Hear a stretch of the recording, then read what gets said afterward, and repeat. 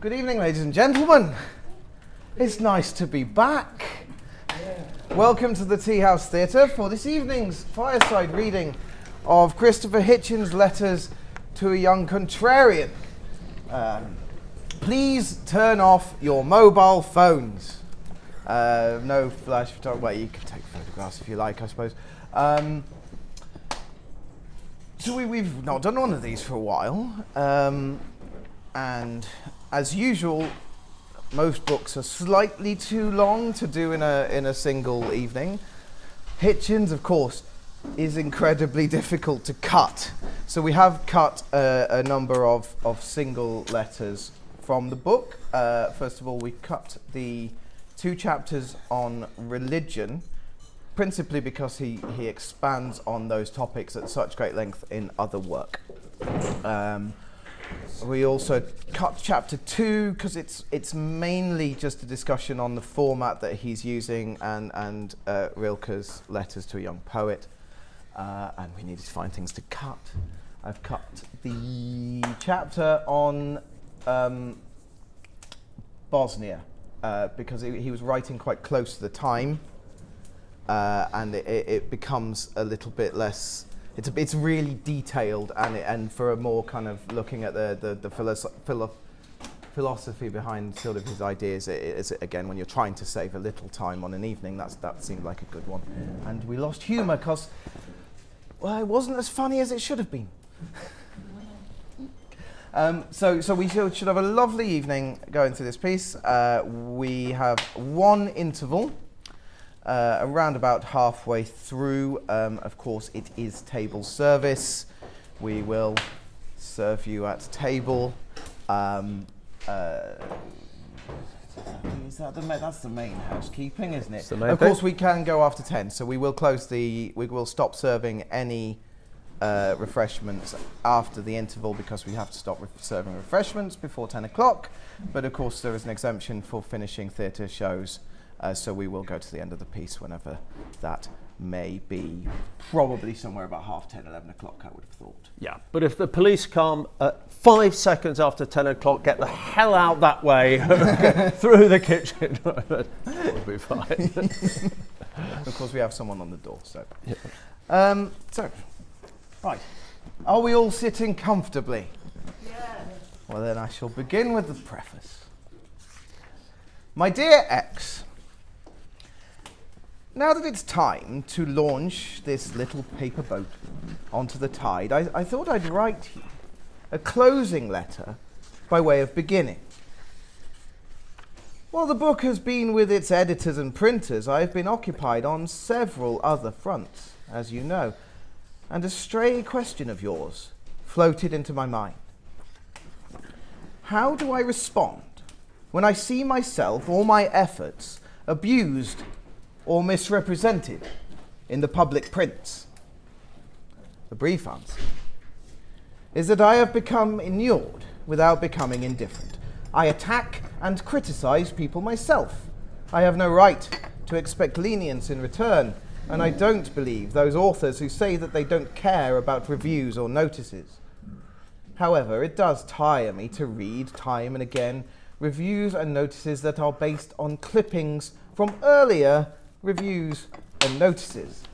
Thus, there's always an early paragraph, usually written in a standard form of borrowed words, that says, Hitchens, whose previous targets have included Mother Teresa and Princess Diana as well as Bill Clinton, now turns to... Of course, as you've guessed, this is very dispiriting. For one thing, it bores me to see my supposed profession reduced to recycling. Nobody ever even has the originality to say, Hitchens, who criticized Mother Teresa for her warm endorsement of the Dolivar regime in Haiti. This was the surreptitious way in which dissenting views are marginalized or patronized to death. However, it wasn't self-pity that prompted me to write. Let me tell you what happened to me in the course of a single month between May and June of 2001. At the direct request of the Vatican, I was invited to give evidence for the opposing side in the hearings on Mother Teresa's impending canonization. It was an astonishing opportunity to play devil's advocate in the literal sense, and I must say that the church behaved with infinitely more care and scruple than my liberal critics. A closed room, a Bible, a tape recorder, a monsignor, a deacon, and a father.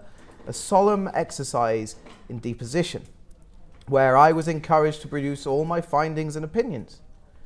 I'll tell you all about it another time. The point is that the record is not now the monopoly of the fundamentalists. British television broadcast in an exhaustive documentary on Princess Diana, giving at last proper space and time to those of us who did not subscribe to her cult. I was interviewed at some length and didn't receive a fraction of the hysterical mailbag that was, not long ago, an occupational hazard. Who could make that souffle rise twice? Slobodan Milosevic was taken to The Hague to face a tribunal. I didn't exactly rejoice in the way he was effectively bought from Serbia in exchange for promises of financial aid, but it is some years now since he undertook at Dayton to cooperate with the tribunal, and enough was enough. I thought of all the arguments I'd had about Srebrenica and Sarajevo and Kosovo, and all the half-baked excuses that had been offered for doing nothing to stop Serbo-fascism, and all the times in Bosnia when the situation had seemed hopeless, and allowed myself to quietly be proud of what little I'd done, as well as ashamed of how little it was. Bill Clinton's approving presidential initials were found on a note written by his half-brother Roger, who had been engaging in trying to obtain a pardon for a drug dealer, and also engaging in explaining how he'd come by a brick-thick block of traveller's checks. There was the usual obfuscation about no proven quid pro quo, but I noticed in the aftermath of the rich pardon that it had been several months since I'd been able to get into a fight over whether Clinton was a cheap crook or not. Believe me, I remember when this was otherwise.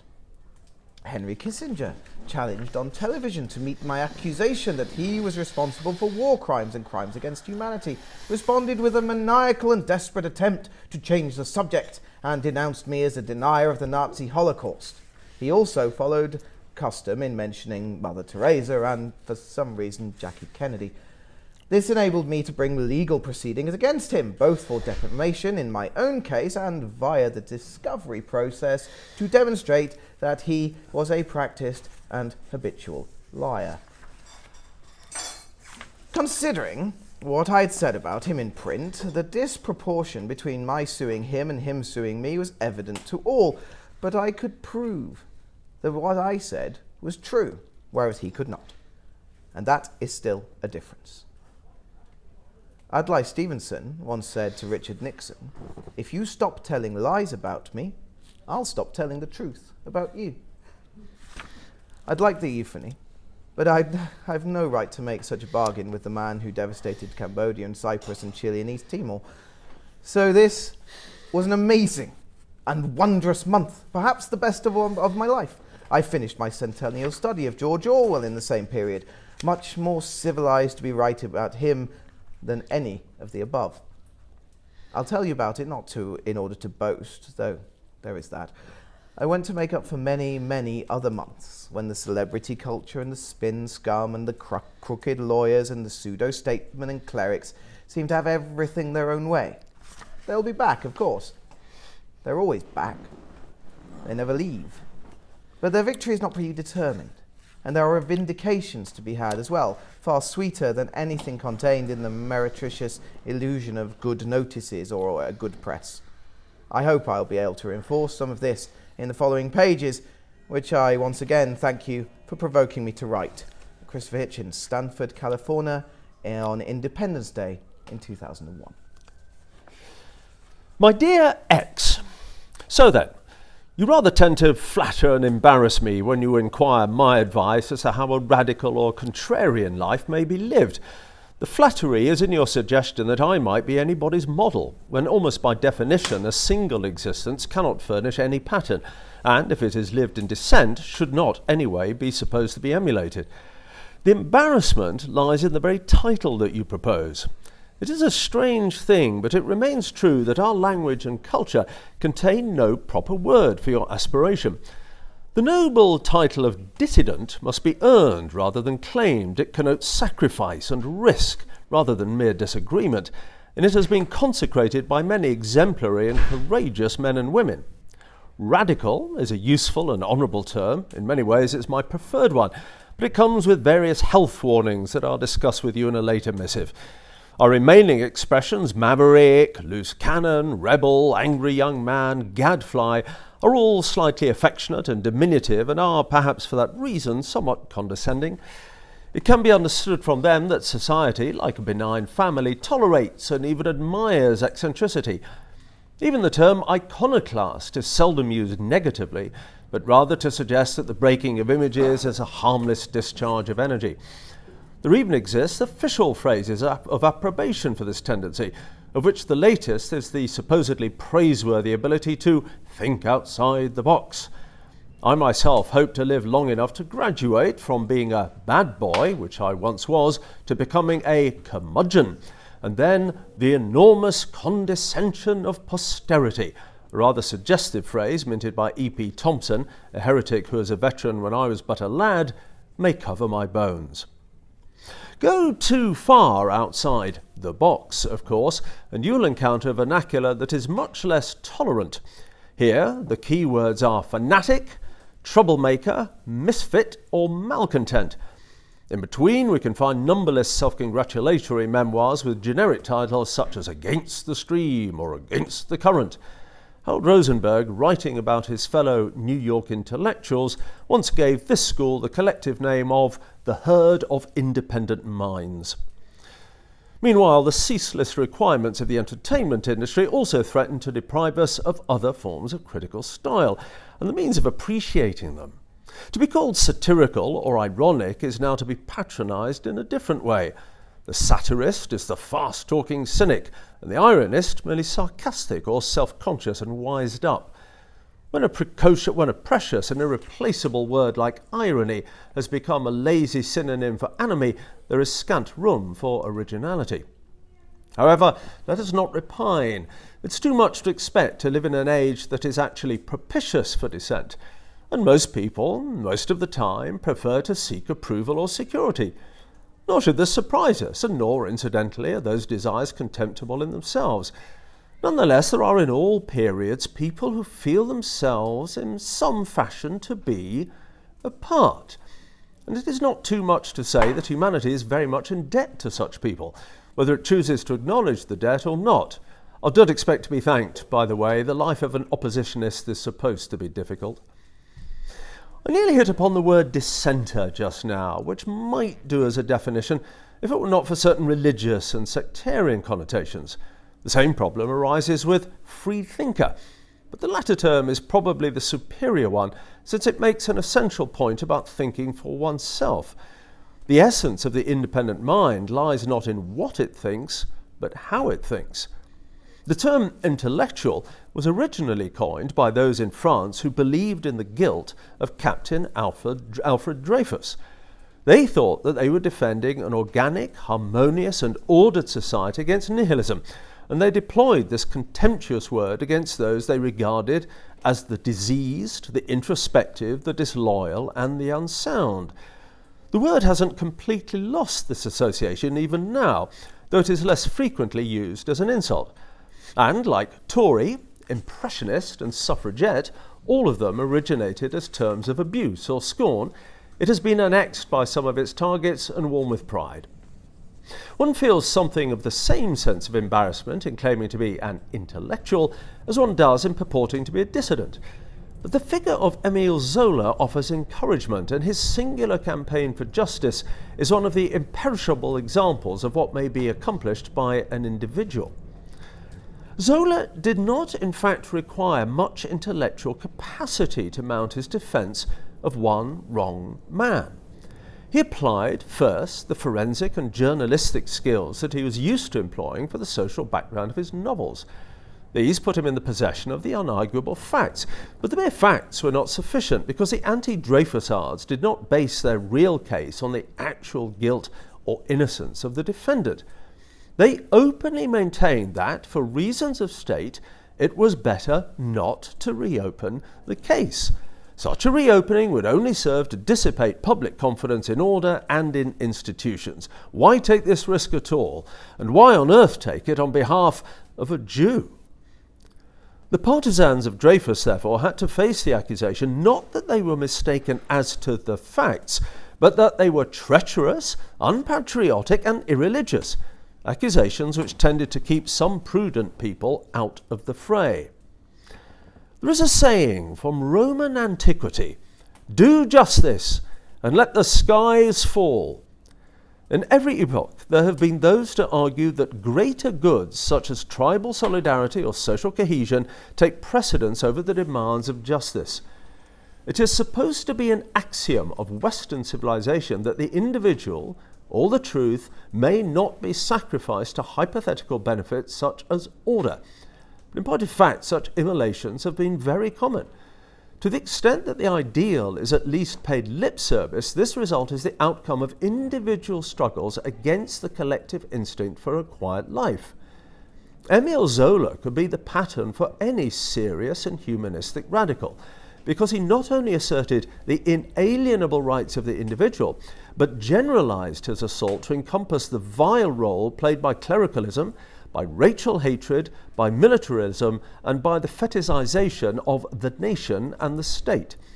His caustic and brilliant epistolary campaign of 1897 and 1898 may be read as a curtain raiser for most of the great contests that roiled the coming 20th century. People forget that before he addressed his most celebrated letter, J'accuse, to the President of the Republic, Zola had also issued open letters to the youth of France and to France itself. He did not confine himself to excoriating the corrupted elite, but held up a mirror in which public opinion could see its own ugliness reflected. To the young people he wrote, after recalling the braver days when the Latin Quarter had been ablaze with sympathy for Poland and Greece, of his disgust with the students who had demonstrated against the Dreyfusards. Anti-Semites among our young men? Oh, they do exist then, do they? This idiotic poison has really already overthrown their intellects and corrupted their souls? What a saddening, what a disquieting element for the 20th century which is about to dawn. 100 years after the Declaration of the Rights of Man, 100 years after the supreme act of tolerance and emancipation, we go back to religious warfare, to the most odious and the most stupid of fanaticisms. Describing the sick moral atmosphere, Zola used a striking image. A shameful terror reigns. The bravest turn cowards, and no one dares say what he thinks for fear of being denounced as a traitor and a bribe taker. The few newspapers which at first stood out for justice are now crawling in the dust before their readers. He returned to this theme in his letter to the French nation, asking his fellow citizens to consider, are you aware that the danger lies precisely in this sombre obstinacy of public opinion? 100 newspapers repeat daily that public opinion does not wish the innocence of Dreyfus, that his guilt is necessary to the safety of the country. And do you know to what point you yourself will be guilty should those in authority take advantage of such a sophism to stifle the truth? Never one to be abstract in his analysis of society, Zola exposed the most sadomasochistic relationship that existed between insecure mobs and their adulation of strong men and the military. Examine your conscience. Was it in truth your army which you wished to defend when none were attacking it? Was it not rather the sword that you felt the sudden need of extolling? At bottom, yours is not yet the real republican blood. The sight of a plumed helmet still makes your heart beat quicker. No king can come amongst us but you fall in love with him. It is not of your army that you are thinking, but of the general who happens to have caught your fancy. Finest of all, in my opinion, was Zola's direct and measured indictment of the complicity of the Church.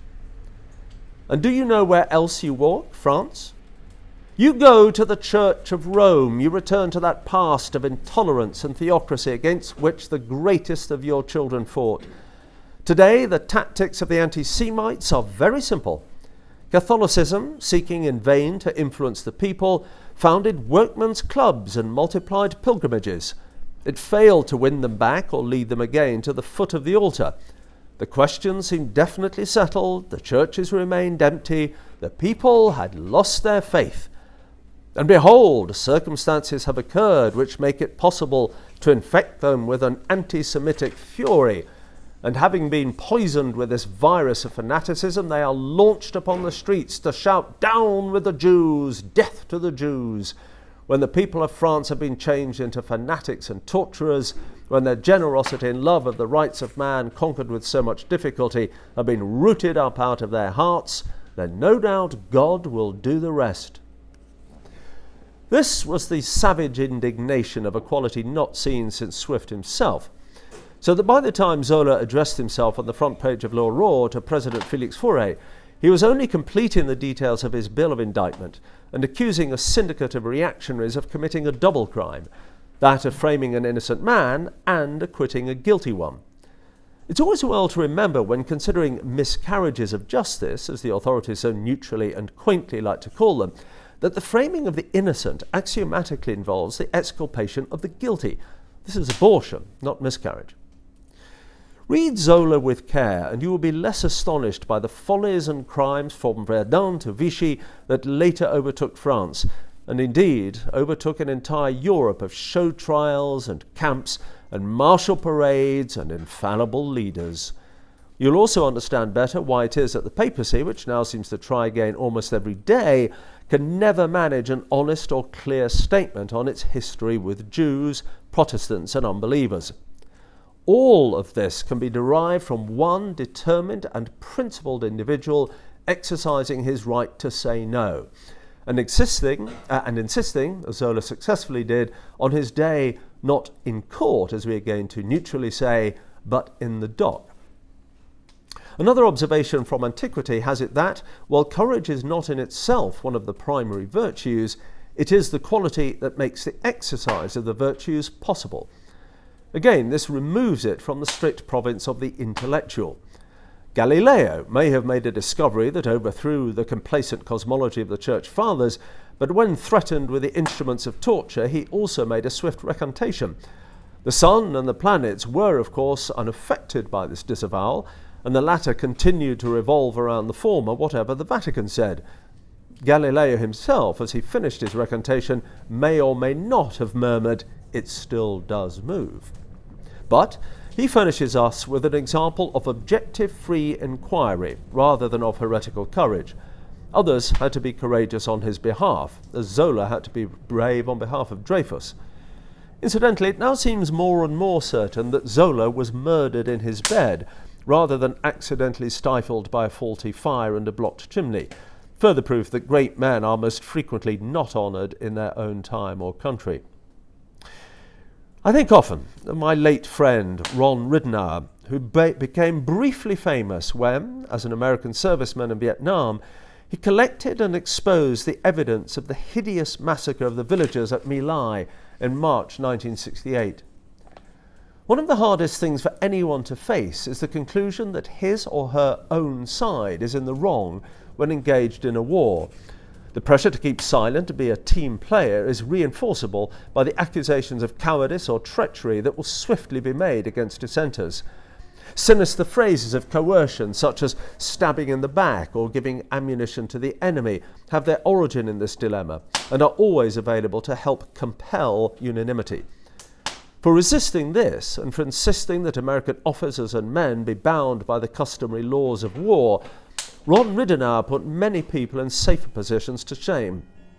It probably helped, as he once told me, that he himself was the son of a poor white Arizona good old boy family, rather than a bookish or pointy-headed bleeding heart. It all began in his recollection when, as an uneducated draftee, he was lying in his bunk and overheard a group of fellow enlisted men planning a nighttime assault on the only black soldier in the hut. Ron said that he sat up in his own bunk and heard himself saying, "If you want to do that, you have to come through me." As so often, the determination of one individual was enough to dishearten those whose courage was mob-derived. But remember, until the crucial moment arrived, he had no idea that he was going to behave in this way. In my life, I've had the privilege and luck of meeting and interviewing a number of brave dissidents in many and various countries and societies. Very frequently, they can trace their careers, which partly chose them rather than being chosen by them, to an incident in early life where they felt obliged to make or take a stand. Sometimes, too, a precept is offered and takes root. Bertrand Russell, in his autobiography, recalls that his rather fearsome Puritan grandmother gave me a Bible with her favourite texts written on the flyleaf. Among these was, "Thou shalt not follow a multitude to do evil." Her emphasis upon this text led me in later life to be not afraid of belonging to small minorities, he said. It's rather affecting to find the future hammer of the Christians being confirmed in this way. It also proves that sound maxims can appear in the least probable places. Quite often the baptism of a future dissenter occurs in something unplanned, such as a spontaneous resistance to an episode of bullying or bigotry, or a challenge to some piece of pedagogical stupidity. There is good reason to think that such reactions arise from something innate rather than something inculcated. Nickleby didn't know until the moment of the crisis that he is going to stick up for poor Smike. Noam Chomsky recalls hearing the news of the obliteration of Hiroshima as a young man and experiencing the need to go off and find solitude because there was nobody he felt he could talk to. It would be encouraging to believe that such reactions are innate, because then we can be certain that they will continue to occur and will not depend for their occurrence upon the transmission of good examples or morality tales. It may be that you, my dear X, recognize something of yourself in these instances, a disposition to resistance, however slight, against arbitrary authority or witless mass opinion, or a thrill of recognition when you encounter some well-wrought phrase from a free intelligence. If so, let us continue to correspond, so that I may draw from your experience, even as you flatter me by asking to draw upon mine. For the moment, do bear in mind that the cynics have a point, of a sort, when they speak of the professional naysayer. To be in opposition is not to be a nihilist, and there is no decent or charted way of making a living at it. It is something you are, and not something you do. Your last letter reached me just as I was reading the essays of Aldous Huxley, creator of our notion of a brave new world. Allow me to give you a paragraph that I marked as I went along. Homer was wrong, wrote Heraclitus of Ephesus. Homer was wrong in saying, "Would that strife might perish from among gods and men." He did not see that he was praying for the destruction of the universe, for if his prayer were heard, all things would pass away. These are the words on which the superhumanists should meditate. Aspiring toward a consistent perfection, they are aspiring toward annihilation. The Hindus had the wit to see and the courage to proclaim the fact. Nirvana, the goal of their striving, is nothingness. Wherever life exists, there also is inconsistency, division, strife. You seem to have grasped the point that there is something idiotic about those who believe that consensus, to give the hydra-headed beast just one of its names, is the highest good. Why do I use the offensive word idiotic? For two reasons that seem good to me. The first being my conviction that human beings do not, in fact, desire to live in some Disneyland of the mind, where there is an end to striving and a general feeling of contentment and bliss. This would be idiocy in its pejorative sense. The Athenians originally employed the term more lightly, defining as idiotus any man who was blandly indifferent to public affairs. My second reason is less intuitive. Even if we did really harbour this desire, it would fortunately be unattainable. As a species, we may by all means think ruefully about the waste and horror produced by war and other forms of rivalry and jealousy. However, this can't alter the fact that in life we make progress by conflict, and in mental life by argument and disputation. The concept of the dialectic may well have been partly discredited by its advocates, but that does not permit us to disown it. There must be confrontation and opposition in order that sparks may be kindled. You probably have heard from one complacent pundit or another the view that argument produces more heat than light. You have certainly been instructed that truth lies not at one pole or another, but somewhere in between.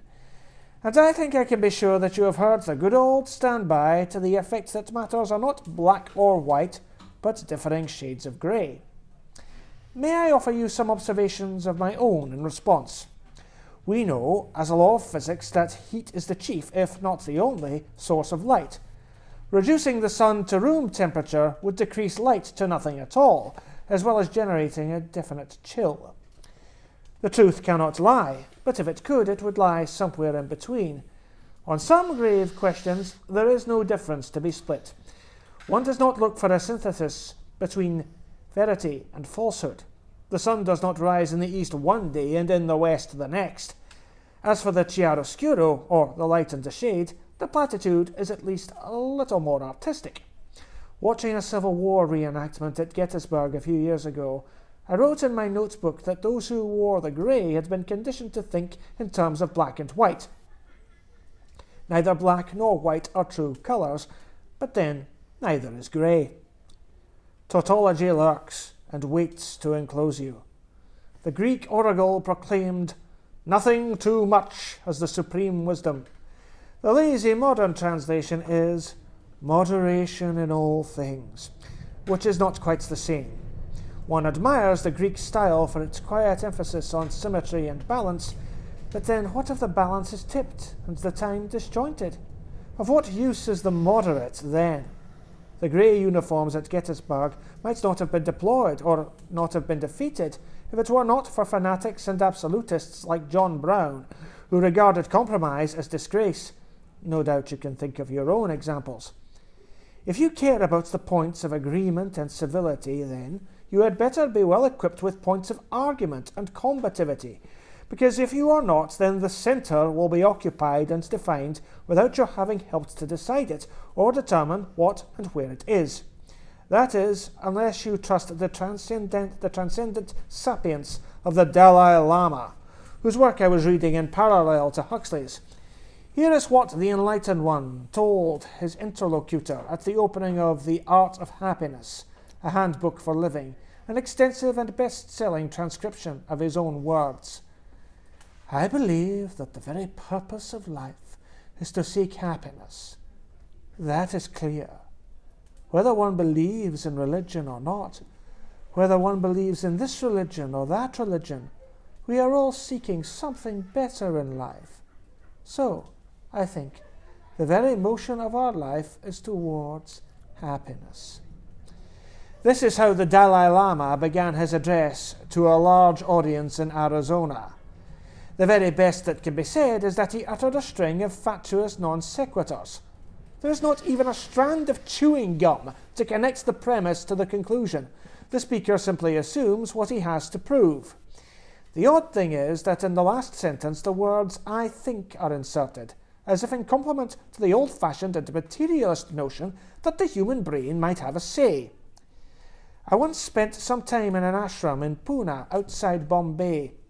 I was posing as an acolyte in order to make a BBC documentary about the then guru, Bhagwan Sri Rajneesh, who had built himself a large and lucrative practice among well-off Westerners and minor European royalty.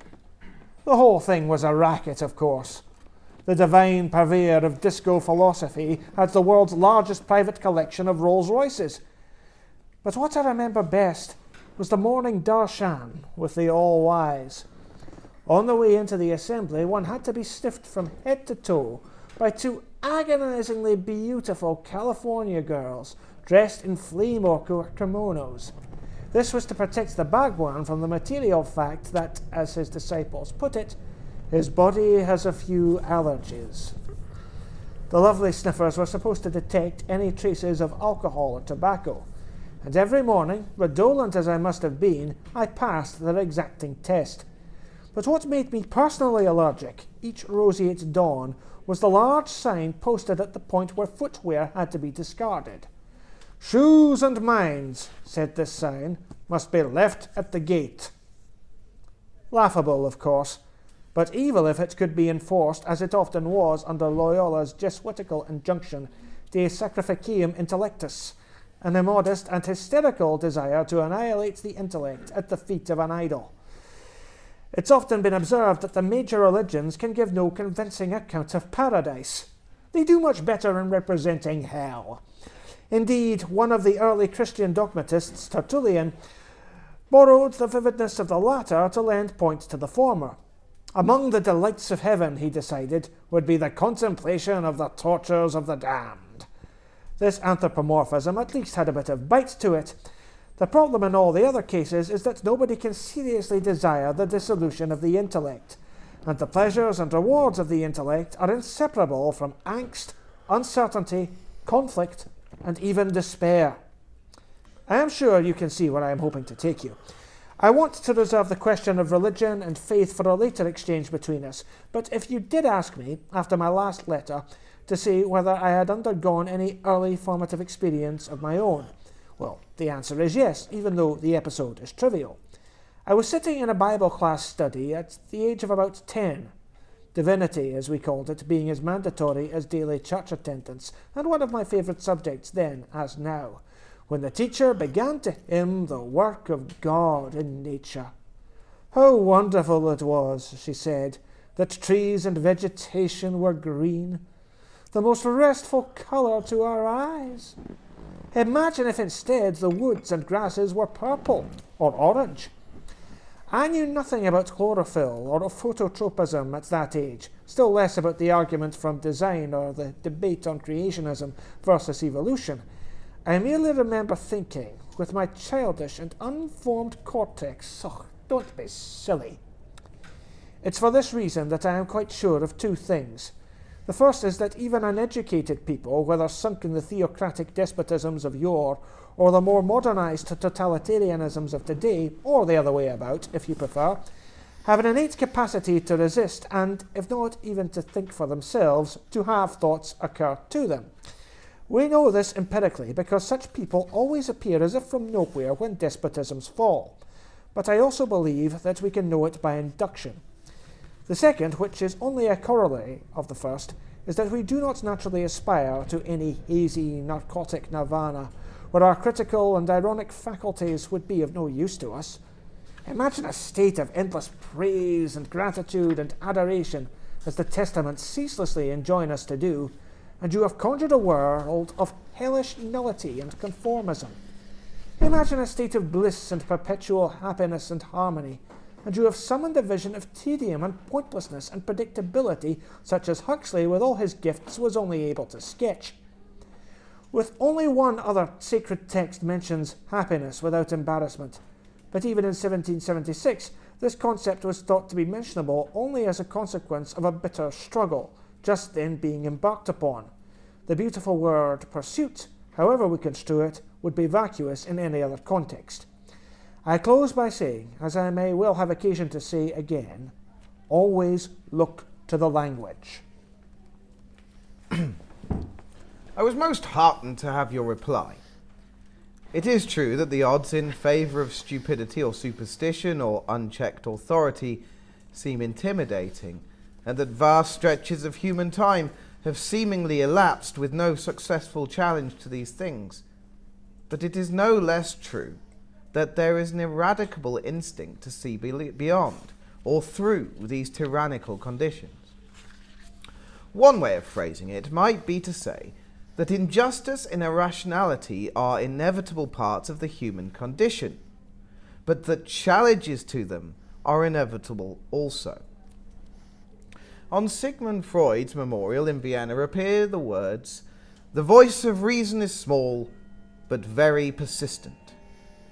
Philosophers and theologians have cogitated or defined this in differing ways, postulating that we respond to a divinely implanted conscience, or that, as Adam Smith had it, we carry around an unseen witness to our thoughts and doings and seek to make a good impression on this worthy bystander. Neither assumption need be valid. It's enough that we know that this innate spirit exists. We have to add the qualification, however, that even if it is presumptively latent in all of us, it very often remains just that, latent. Its existence guarantees nothing in itself, and the catalytic or Promethean moment only occurs when one individual is prepared to cease being the passive listener to such a voice and to become instead its spokesman or representative.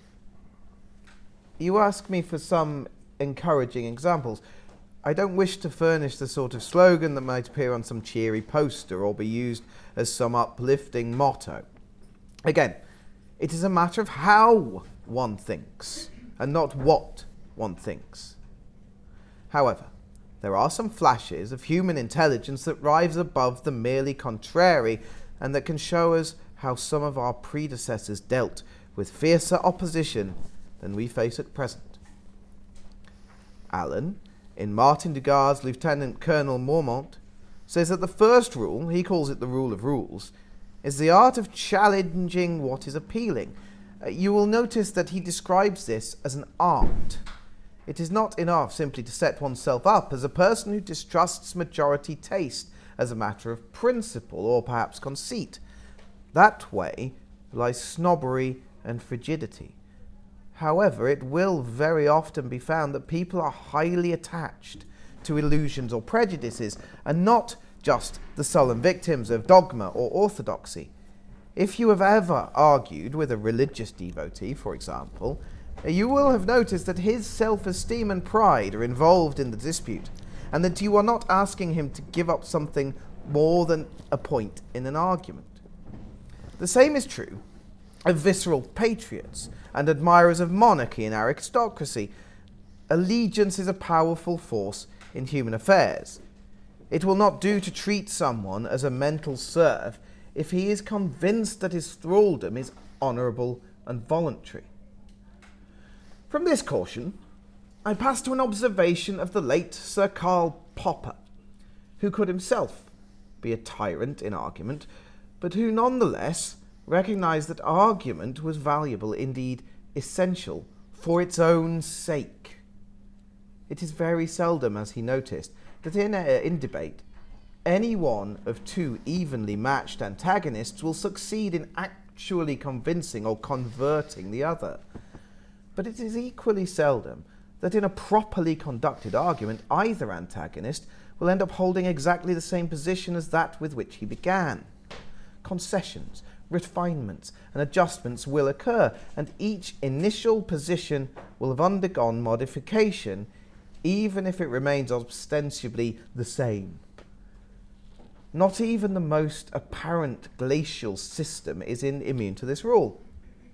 Plus c'est la même chose, as Isaac Deutscher presciently said of the old and calcified Soviet Union, plus ça change. It is striking how often the masters in this art have repeated each other's discoveries. George Orwell said that the prime responsibility lay in being able to tell people what they did not wish to hear. John Stuart Mill, who by a nice chance was Bertrand Russell's godfather, said that even if all were agreed on an essential proposition, it would be essential to give an ear to the one person who did not, lest people forget how to justify their original agreement.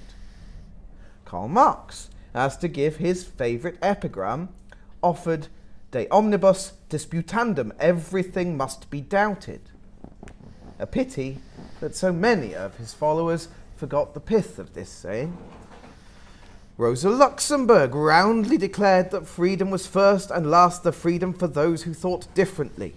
John Milton, in his Areopagitica, proclaimed that whatever one believed to be the right, it should be exposed to the claims of the wrong, because only in a fair and open fight could the right claim or expect vindication.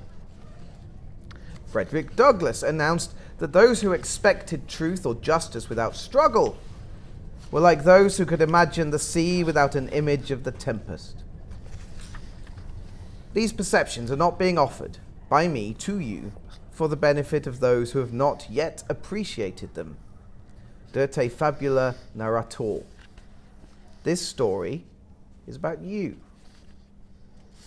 At your own peril, you forget how much you have to learn rather than teach by taking such a stand. The presumed educator must be educated. I have a dear friend in Jerusalem, that home of rectitude and certainty that is so often presented to us as holy, for no better reason than in its unenviable position as home to three highly schismatic but self-described monotheisms. His name is Dr. Israel Shahak. For many years, he did exemplary service as chairman of the Israeli League for Human and Civil Rights. Nothing in his life as a Jewish youth in pre-1940 Poland and subsequent survivor of the indescribable privations and losses might be expected to have conditioned him to welcome the disruptive. Yet on some occasions, when I've asked him for his impression of events, he has calmly and deliberately replied, "There are some encouraging signs of polarization." Nothing flippant inheres in this remark. A long and risky life has persuaded him that only an open conflict of ideas and principles can produce any clarity.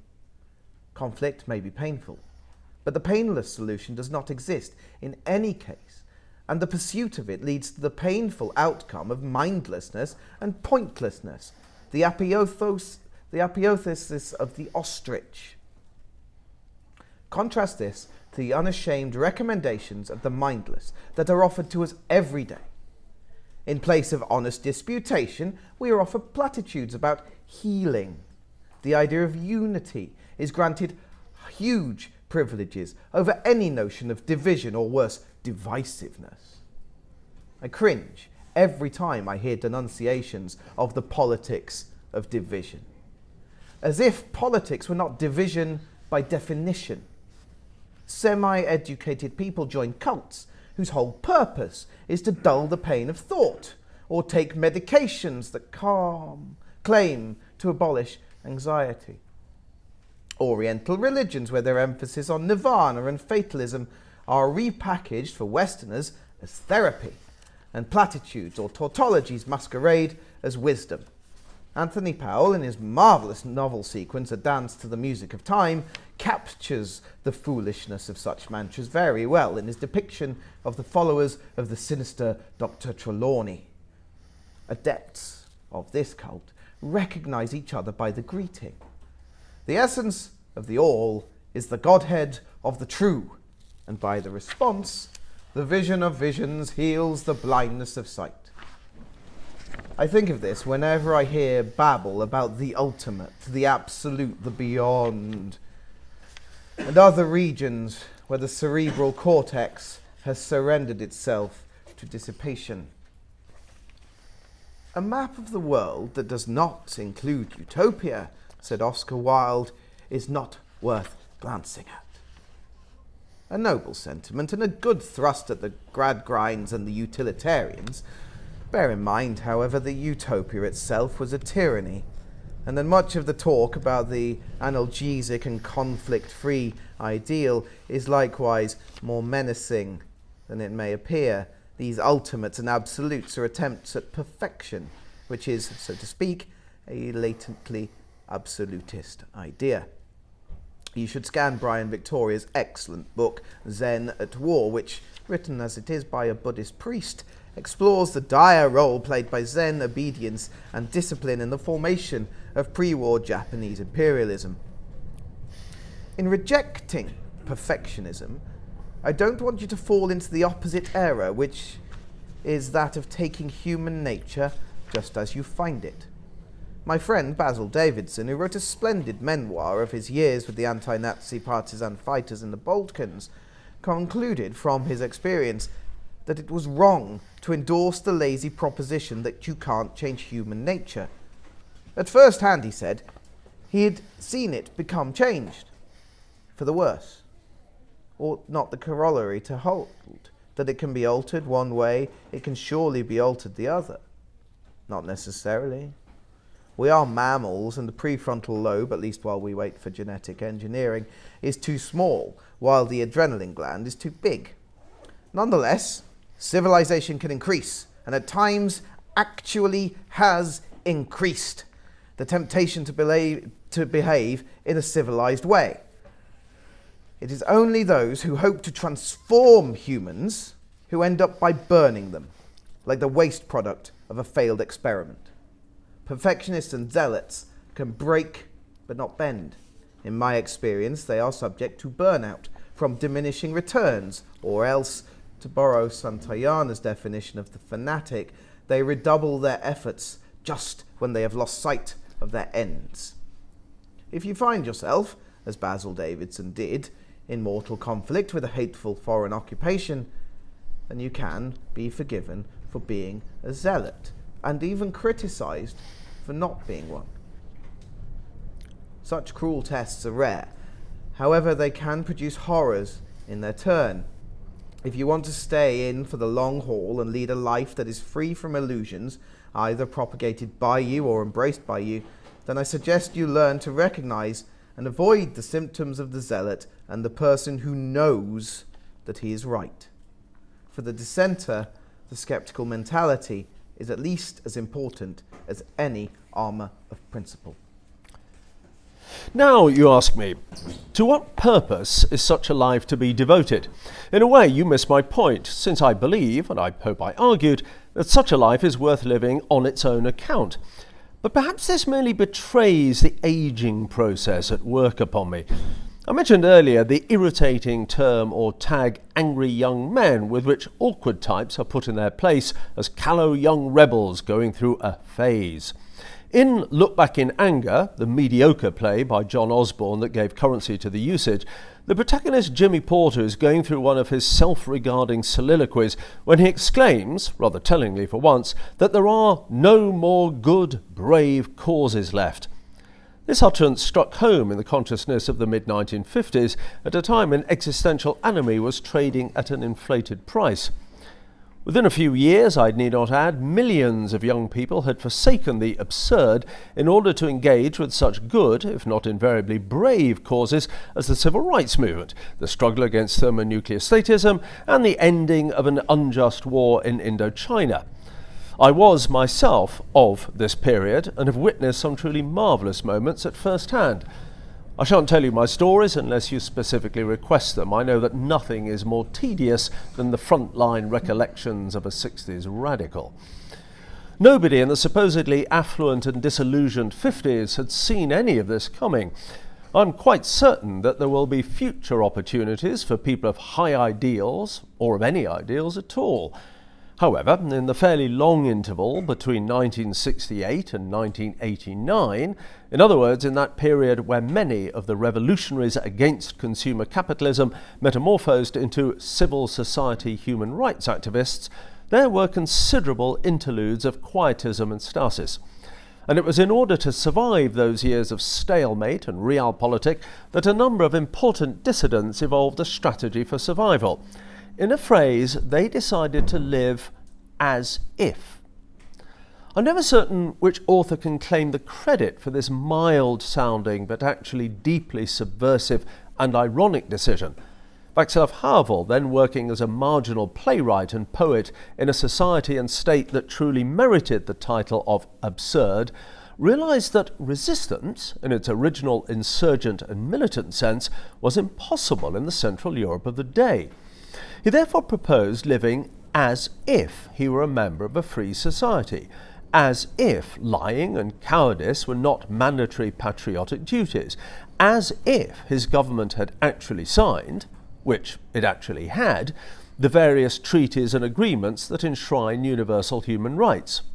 He called this tactic the power of the powerless, because even when disagreement can be almost forbidden, a state that insists on actually compelling assent can be relatively easily made to look stupid.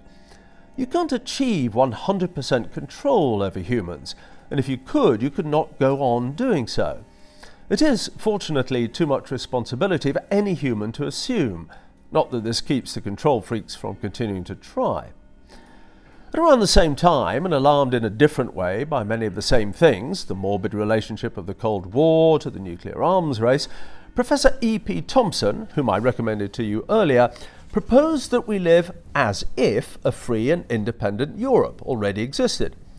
Some people are still offended if one mentions these two men in the same breath, and Thompson would never have claimed that they both ran the same risks. But actually, the two movements for human rights and disarmament were latently symbiotic at the beginning and have become quite closely related by the end. And we know with certainty from the memoirs of some of the statesmen of the period that it was the stubborn, non-violent, cultural and political rebellions of those years that impelled them to recast their assumptions. The process often involved an inversion in the usual relationship between the ironic and the literal. The people power moment of 1989, when whole populations brought down their absurd rulers by an exercise of arm-folding and sarcasm, had its origins partly in the Philippines in 1985, when the dictator, Marcos, called an opportunist snap election, and the voters decided to take him seriously. They acted as if the vote were free and fair, and they made it so. The forgotten fact that the Soviet ambassador to Manila took the side of Marcos was also a portent of a kind. Again, I've slipped into recounting these legendary moments as if they vindicated dissenters, as they most certainly do, and as if they were self-evident, good, brave causes, which they most certainly were. But it's important to remember the many dreary years when the prospect of victory appeared quite unattainable. On every day of those years, the as-if pose had to be kept up until its cumulative effect could be felt. Many of the greatest as-if practitioners, including Thompson himself and men like František Kraigl and then Czechoslovakia, did not live long enough to see the grand production for which they had kept up the optimistic but phlegmatic rehearsals. One could add further examples. In the late Victorian period, Oscar Wilde, master of the pose but not a mere poseur, decided to live and act as if moral hypocrisy were not regnant. In the Deep South in the early 1960s, Rosa Parks, after some arduous dress rehearsals of her own, decided to act as if a hard-working black woman could sit down on a bus at the end of the day's labour. In Moscow in the 1970s, Alexander Solzhenitsyn resolved to write as if an individual scholar could investigate the history of his own country and publish his findings. They all, by behaving literally, acted ironically. In each case, as we now know, the authorities were forced first to act crassly and then to look crass and eventually to fall victim to stern verdicts from posterity.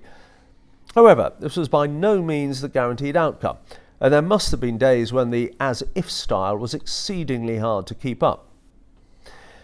All I can recommend, therefore, apart from the study of these and other good examples, is that you try to cultivate some of this attitude. In an average day, you may well be confronted with some species of bullying or bigotry, or some ill-phrased appeal to the general will, or some petty abuse of authority. If you have a political loyalty, you may be offered a shady reason for agreeing to a lie or a half-truth that serves some short-term purpose. Everybody devises tactics for getting through such moments.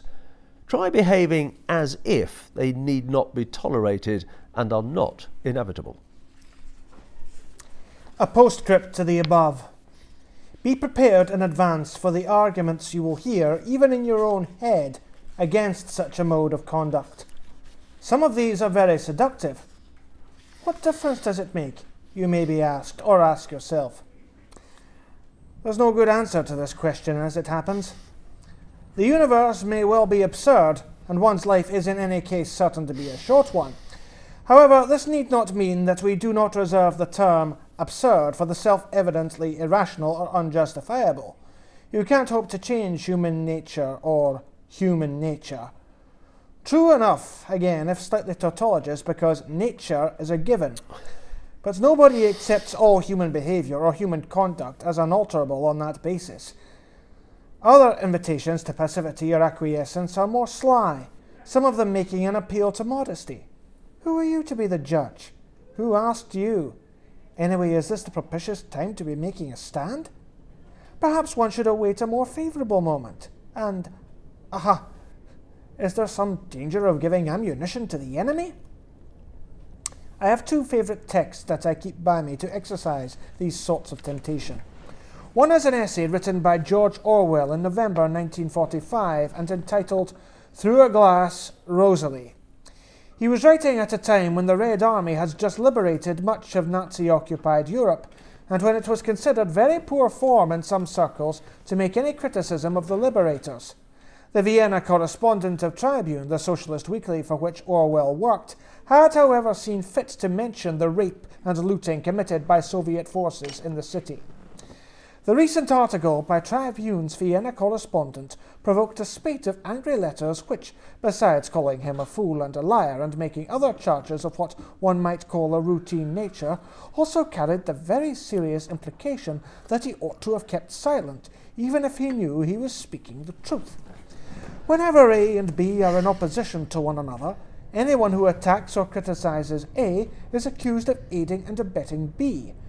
And it is often true, objectively and on a short-term analysis, that he is making things easier for B. Therefore, say the supporters of A, shut up and don't criticize, or at least criticize constructively, which in practice always means favorably. And from this it is only a short step to arguing that the suppression and distortion of known facts is the highest duty of a journalist. Taking an excellent example of the process at work, Orwell cited the cleverness of Nazi propaganda in the war that had just ended. Among others, they broadcast E.M. Forster's A Passage to India, and so far as I know, they didn't even have to resort to dishonest quotation. Just because the book was essentially truthful, it could be made to serve the purposes of fascist propaganda. According to Blake, a truth that's told with bad intent beats all the lies you can invent. And anyone who has seen his own statements coming back at him on the Axis radio will feel the force of this. Indeed, anyone who has ever written in defense of unpopular causes or been the witness of events that are likely to cause controversy knows the fearful temptation to distort or suppress the facts, simply because any honest statement will contain revelations that can be made use of by unscrupulous opponents. But what one has to consider are the long-term effects. One who had anticipated these long-term consequences, but who also cared about the immediate ones, was F.M. Cornford, a witty Cambridge academic of the Edwardian period, who had become used to every possible high-table euphemism and senior common room obfuscation. He annotized them all in his 1908 treatise, Microcosmographia Academica. The passage I'll give you is from Chapter 7, entitled Arguments. There is only one argument for doing something, the rest are arguments for doing nothing. Since the stone axe fell into disuse at the close of the Neolithic Age, two other arguments of universal application have been added to the rhetorical armory by the ingenuity of mankind. They are closely akin, and, like the stone axe, they are addressed to the political motive. They are called the wedge and the dangerous precedent. Though they are very familiar, the principles or rules of an action involved in them are seldom stated in full. They are as follows. The principle of the wedge is that you should not act justly now for fear of raising expectations that you may still act more justly in the future, expectations that you are afraid you will not have the courage to satisfy. A little reflection will make it evident that the wedge argument implies the admission that the persons who use it cannot prove that the action is not just. If they could, that would be the sole and sufficient reason for not doing it, and this argument would be superfluous. The principle of the dangerous precedent is that you should not now do any admittedly right action for fear you or your equally timid successors should not have the courage to do right in some future case, which, ex hypothesi, is essentially different, but superficially resembles the present one. Every public action that is not customary either is wrong or, if it is right, is a dangerous precedent. It follows that nothing should ever be done for the first time. Another argument is that the time is not ripe. The principle of unripe time is that people should not do at the present moment what they think right at that moment, because the moment at which they think it right has not yet arrived. You may, and I assure you of this, be certain that you will meet some combination of these arguments and evasions as you go through life. You may not always have the energy to combat each of them every time. You may find that you want a husband and conserve your resources for a better cause or a more propitious day. Beware of this tendency in yourself. Be alert, especially for that awful day when, without even having meant to do so, you find that you have uttered one of these consoling and corrupting formulations yourself. Here's a case, incidentally, which neither the sacred nor the profane are of any help. I've sometimes found it useful to say, damn it, I have only one life to live and I won't spend a moment of it on some dismal compromise. But then comes the unprompted thought, with only one lifespan, might I not save some time by ducking this one minor combat? I imagine that those who hope for the hereafter are tempted in the same way, but in a different idiom. Many are the issues of principle that seem trivial, subspecie aeternitatis. I'm so glad that you like the Microcosmographia. It's a delight in itself, of course, but I keep it by me as a reminder that so many questions are actually quite simple. There's a small paradox here. The job of the supposed intellectuals is to combat oversimplification or reductionism, and to say, well, actually, it's more complicated than that. At least that's part of the job. However, you must have noticed how often certain complexities are introduced as a means of obfuscation. Here it becomes necessary to ply with glee the celebrated razor of old Occam, dispose of unnecessary assumptions and proclaim that, actually, things are less complicated than they appear. Very often, in my experience, the extraneous or irrelevant complexities are inserted when a matter of elementary justice or principle is at issue. My best illustration here would be the case of my dear friend Salman Rushdie. He would think, perhaps, that when he was assaulted by a theocratic fatwa in 1989, his fellow authors would have rushed to his defense. Here was an open indictment to murder, accompanied by the offer of a bounty and directed at a writer of fiction who wasn't even a city of said theocracy. But you would have been astonished to see the amount of muttering and hanging back that went on. Had his novel perhaps been offensive? Were the feelings of pious Muslims not to be considered? Was he not asking for trouble? Surely he knew what he was doing. And so forth. Several senior Western statesmen, often of the law and order anti-terrorist school, took refuge in similar evasive formulations. In public debates, with those who worried about the blasphemous or profane element in the novel, or who said that they did, I would always begin by saying, look, let's get one thing out of the way. May I assume that you are opposed without reservation to the suborning of the murder for pay of a literary figure? It was educational to see how often this assurance would be withheld or offered in a qualified form. In those cases, I would refuse to debate any further. So I was a reductionist in that instance, and proud of my simple-mindedness. Another example, also from my experience. In 1968, I traveled to Cuba. The revolution was still young. Che Guevara's murder was a memory only a few months old. The Castroites maintained that their version of socialism would not be modelled on the dreary example of Russia. There was a good deal of play and latitude. I'm not relating this to you by hindsight, because I was then a member of a Marxist group that had a strong reservations about fidelism. And if you like, I'll tell you the story of my political formation in another letter. Anyway, discussions and arguments were intense, and in the year of Vietnam and Paris and Prague seemed to be, and sometimes were, of real moment.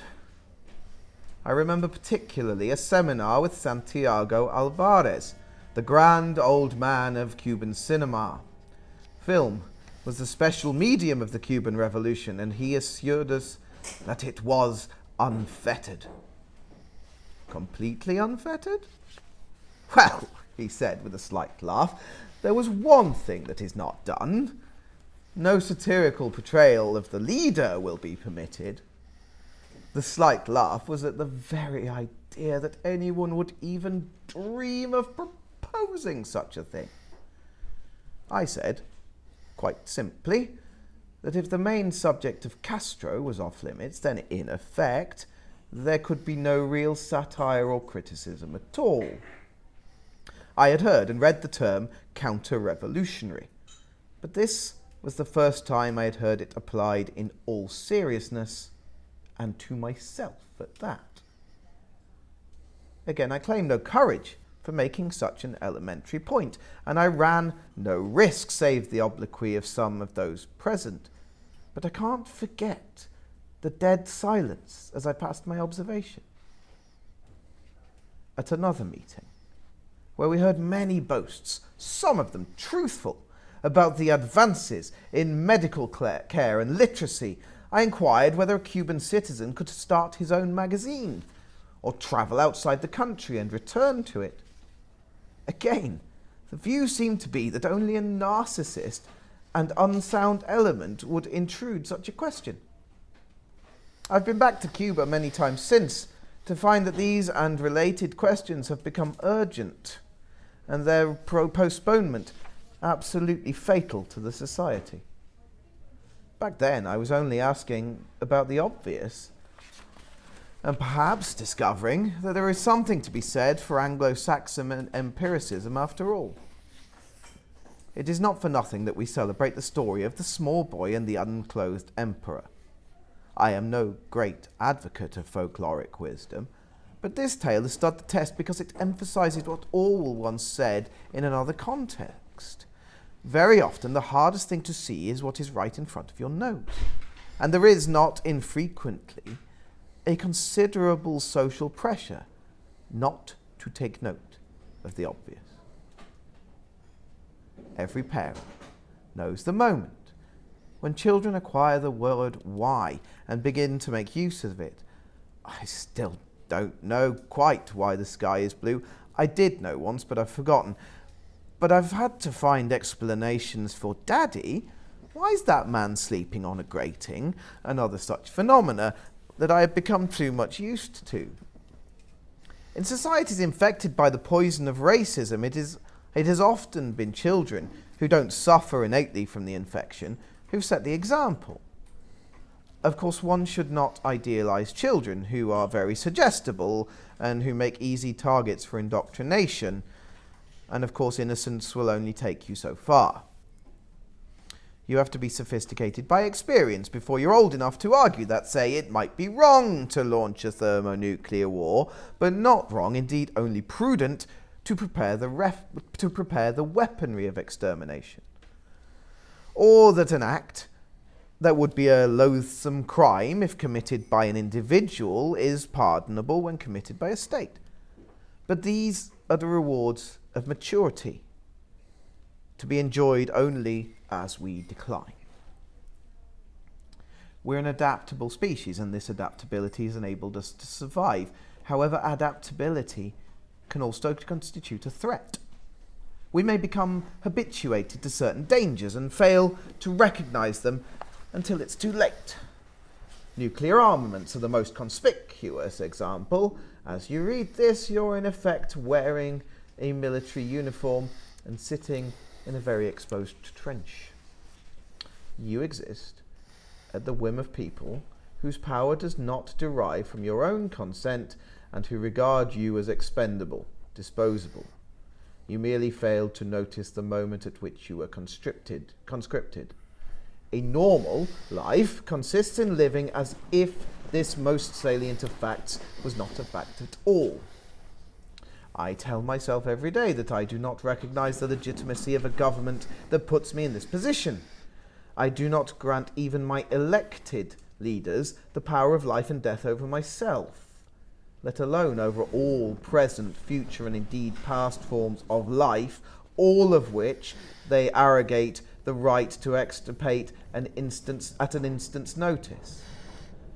Nor was I ever asked if I would grant that power, even supposing for a moment that I had the right to grant it on behalf of others, which I do not for a moment believe that I do. However, when meeting a minister or senior functionary of this regime, which is a privilege I quite often enjoy, I do not act as if I am shaking Caligula's blood-bolted mitt. I do sometimes content myself with thinking that if they knew what was in my mind and heart, they would shrivel as if cursed and blasted. So I practice cognitive and emotional dissonance. The most I can claim is that I do it consciously while waiting for better days. Try your hardest to combat atrophy and routine. To question the obvious and the given is an essential element of the maxim de omnius dubitandum. How to ward off atrophy and routine, you ask? Well, I can give you a small and perhaps ridiculous example.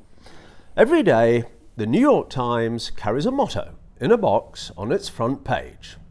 All the news that's fit to print, it says. It's been saying it for decades, day in and day out.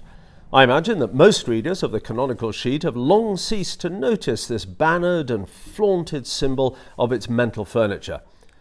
I myself check every day to make sure that the bright, smug, pompous, idiotic claim is still there. Then I check to make sure that it still irritates me.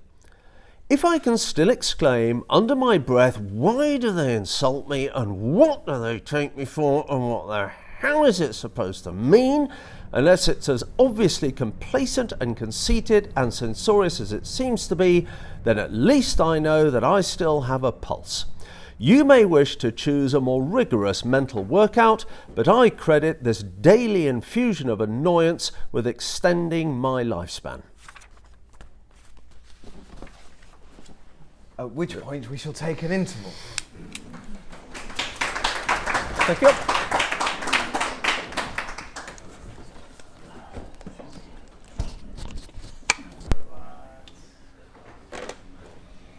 All right then, ladies and gentlemen. Gather in and we shall resume.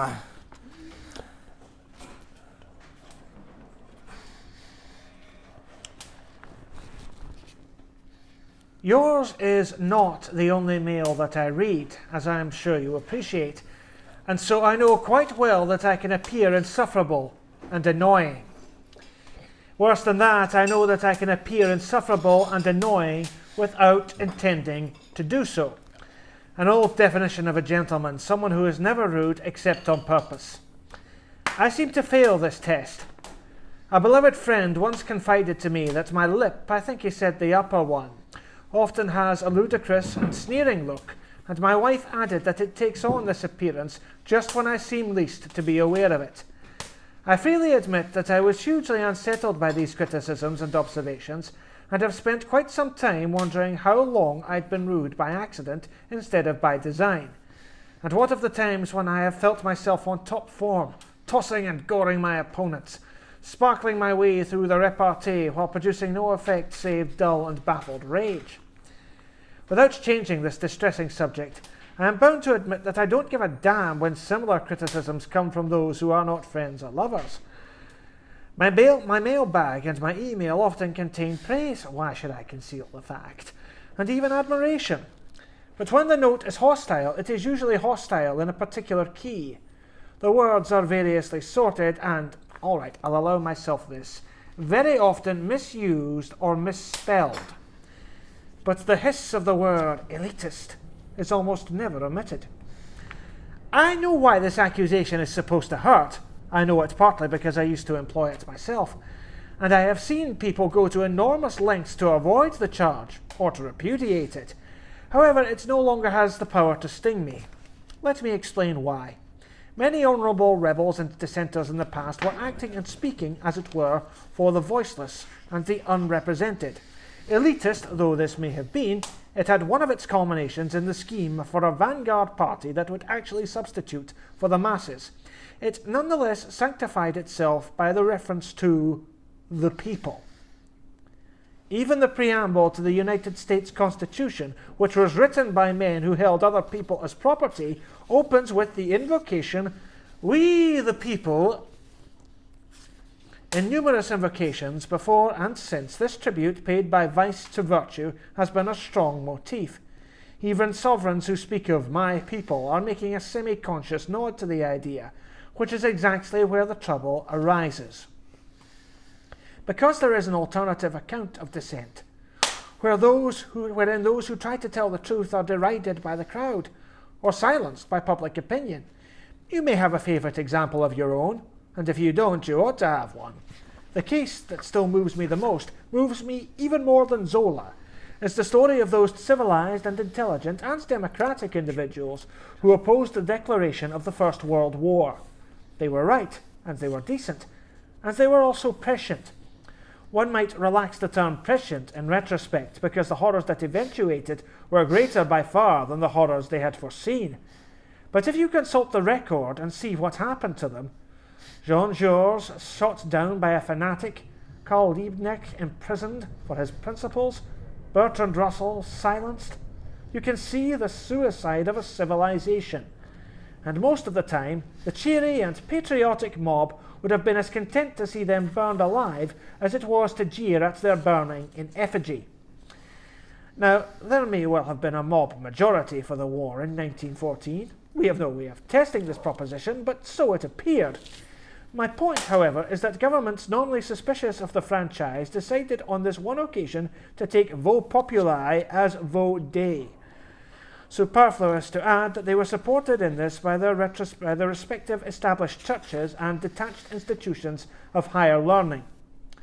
The enthusiasm of the populace could be directed at the stuck-up and the fancy and the fastidious types, while the same populace was prostrate before the throne and altar. Susan Sontag, in her beautiful novel, The Volcano Lover, gives us a word picture of this mentality at work in a previous epoch. The scene is set in Naples during the bloody monarchist pogrom instigated by Admiral Horatio Nelson, another episode they don't tell you about in school. The crowned pretender has unleashed the mob on the eggheads. A hunting crowd, looking for the telltale signs of Jacobin identity, apart from having something worth stealing. A soberly dressed man with unpowdered hair, someone with trousers, someone with spectacles. For this is something like nature, which notoriously does not act in its own interests or make judicious discriminations. Even before this energy exhausts itself, it will doubtless be reined in by the rulers who have sanctioned it. In that period, the manipulation of populism by elitism was rather a hit-or-miss affair. The church and king mobs unleashed by the authorities in Georgian England were, I don't believe I exaggerate, outlets for energy that might otherwise be directed at church and king. Instead, those who could not read were given cakes and ale for making a pyre of copies of the Rights of Man. If you read Dickens' depiction of the Gordon riots in Barnaby Rudge, you will strike much the same idea. For the party of order, disorder has always had its uses. It is not only reformers and revolutionaries who claim to speak in the name of the general will. Much the same can be said about literary and scientific and even medical matters. Books that were once banned or ridiculed, or both, from the time of the condemned Socrates to the time of the forbidden Ulysses, have had to be saved not by the crowd, but from the crowd. The evidence of our own evolution had to be broken to people very gently, lest they take up some stupid slogan about the Rock of Ages being preferable to the Age of Rocks. Care still has to be taken on this point when dealing with the tender-headed. Many are the works of genius now in public libraries that would have been incinerated if a roll of opinion had been called. And since I appear to you to be fixated on this point anyway, I trust I will lose none of your respect if I remind you once again that the forces of piety have always and everywhere been the sworn enemy of the open mind and the open book. Do not think for a moment that I have exhausted this point. Nowadays, public opinion is more smoothly and easily ventriloquized. I am sure you have had the experience of making up your own mind on a question and then discovering on the evening news of the same day that only 23.6% of people agree with you. Ought you to be depressed or disconcerted by this alarmingly exact dissection of the collective brain? Only if you believe that a squadron of under-talented but overpaid pseudoscientists have truly and verifiably arrived at this conclusion. And perhaps, indeed, I would argue in any case, not even then. I am sure that you are partially armoured, as most intelligent people are, against this kind of thing. Everybody knows that the question can be loaded. Everybody knows that the sample can be weighted.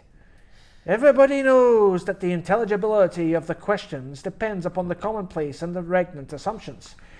It's a mark of sophistication to understand these things, and occasionally to announce that one distrusts or suspects them. However, these reservations don't amount to a serious critique. The first thing to notice, surely, is that these voyages into the ocean of the public mind are chartered and commissioned by wealthy and powerful organizations who do not waste their money satisfying mere curiosity. The tactics are the same as those of market research. The point is not to interpret the world, but to change it. A tendency to favour one product over another is something not to be passively discovered and observed, but to be nurtured, encouraged, and exploited. Thus, to the consumer, the poll, a suggestive word by the way, and derived from the old and retrogressive head count tax, may seem like a mirror of existing opinion.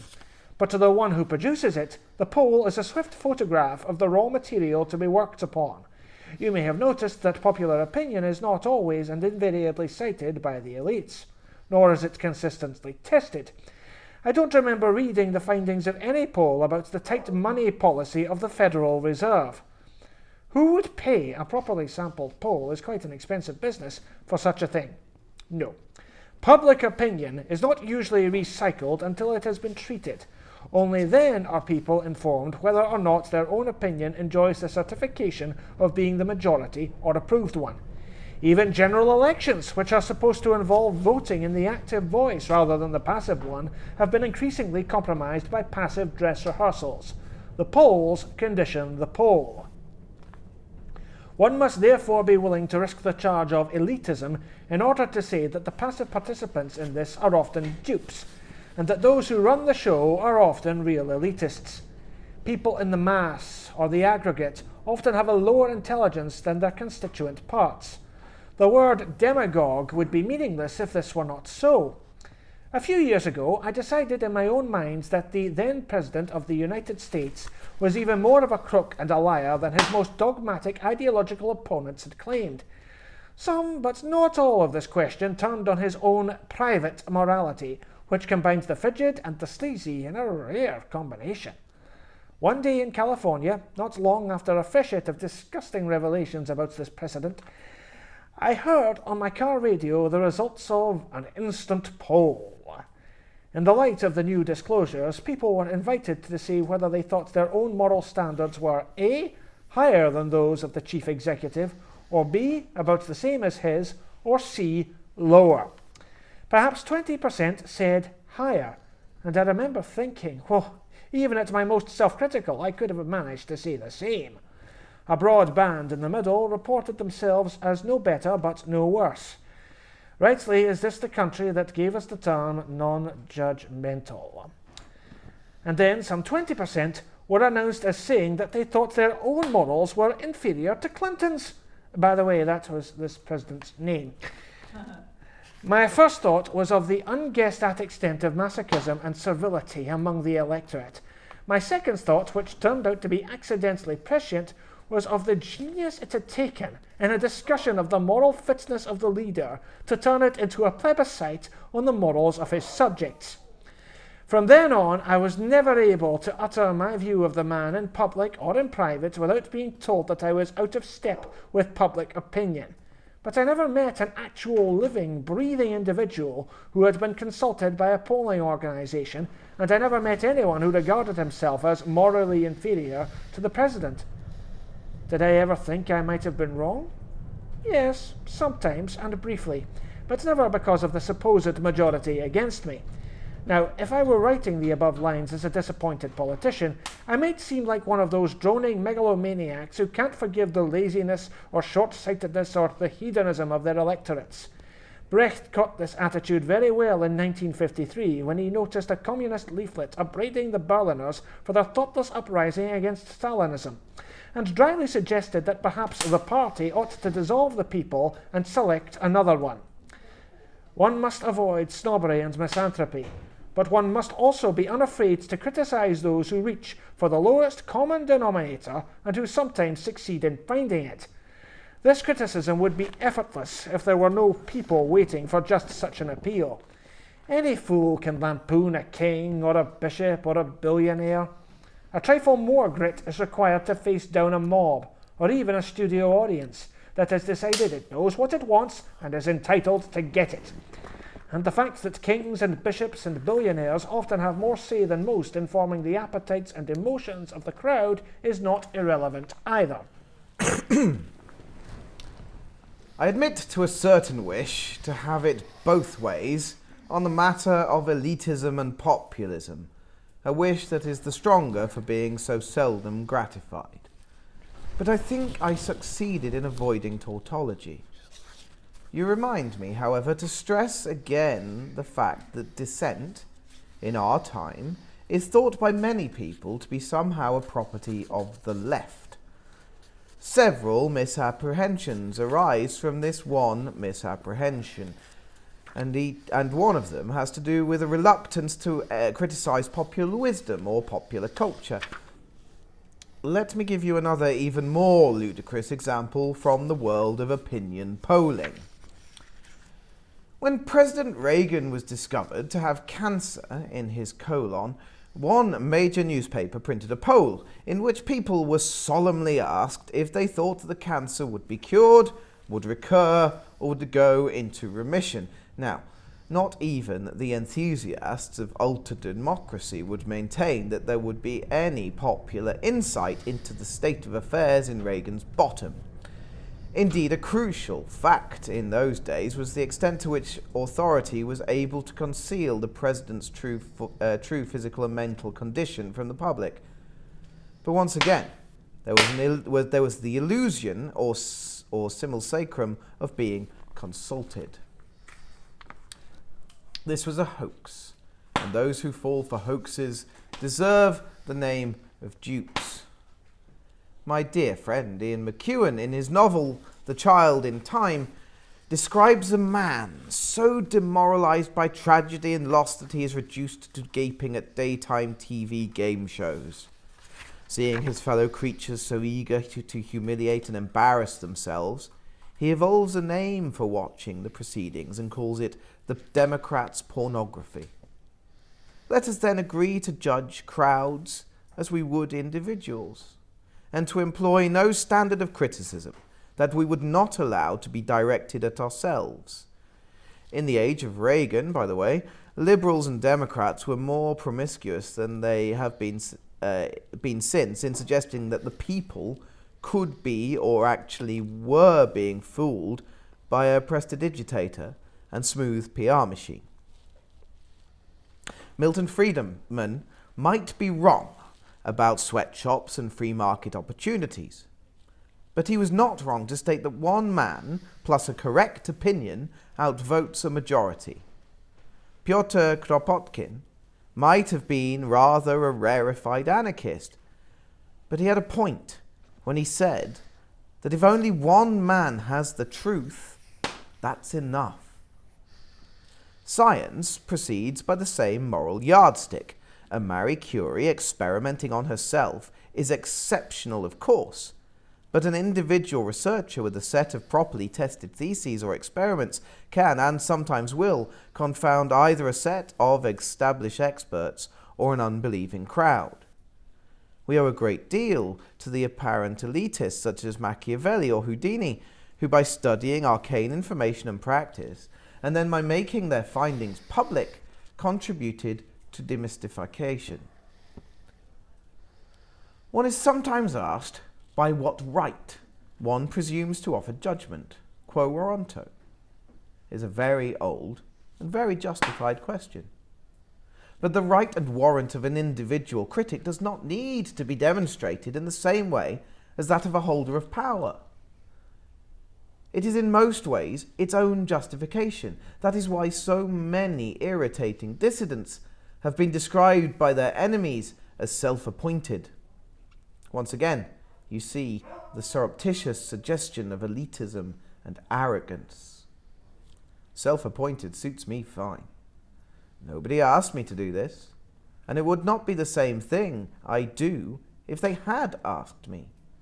I can't be fired any more than I can be promoted. I'm happy in the ranks of the self-employed. If I am stupid or on poor form, nobody suffers but me. To the question, who do you think you are? I can return the calm response, who wants to know? One last straddle of my high horse, then, a beast, which, as Gore Vidal once said, one must keep tethered conveniently within reach. I offered to tell you, in another time and place, about my relations with old Karl Marx, and I notice that you have not yet taken me up on it, but I've always found it both fascinating and distressing that one of his best-known sayings is not one of his sayings at all. He did not say, and more to the point, he did not believe, that religion was the opium of the people. What he did say in his contribution to the critique of Hegel's philosophy of right was this: religious distress is at the same time the expression of real distress and the protest against real distress. Religion is the sign of the oppressed culture, the heart of a heartless world, just as it is the spirit of a spiritless situation. It is the opium of the people. The abolition of religion as the illusory happiness of the people is required for their real happiness. The demand to give up the illusions about its condition is the demand to give up a condition that needs illusions. The criticism of religion is therefore in embryo with the criticism of the veil of woe, the halo of which is religion. Criticism has plucked the imaginary flowers from the chain, not so that man will wear the chain without any fantasy or consolation, but so that he will shake off the chain and cull the living flower. You will notice the difference between these rather splendidly nuanced sentences and their consistent, unvarying, one-sided vulgarization. They sum up what I most wish to convey to you in our argument about superiority. One must have the nerve to assert that while people are entitled to their illusions, they are not entitled to a limitless enjoyment of them, and they are not entitled to impose them upon others. Allow a friend to believe in a bogus prospectus or a false promise, and you cease, after a short while, to be a friend at all. How dare you intervene? As well ask, how dare you not? Are you so sure you know better? Ask yourself this question 1,000 times. But if you are sure, have the confidence and dignity to say so. Remember that saying nothing is also a decision, and that the relativists and the non-judgmental have made up their minds just as much, if not as firmly.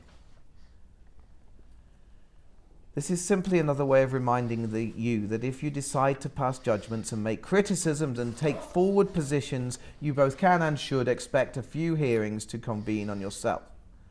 A welcome prospect, I trust. It certainly helps prevent the art and science of disputation from dying out amongst us. The question you ask, what to read and whom to study, is one that I receive quite often. It ought to be an easy inquiry to answer, but it isn't, and this is for a series of reasons. The first and most obvious is that you should not look for arguments from authority. You must have noticed that I make liberal use of extracts and quotations, not just to show off my reading, but also to lighten my text and make use of those who can express my thoughts better than I am able to. So I'm not immune from the weakness against which I am counselling you.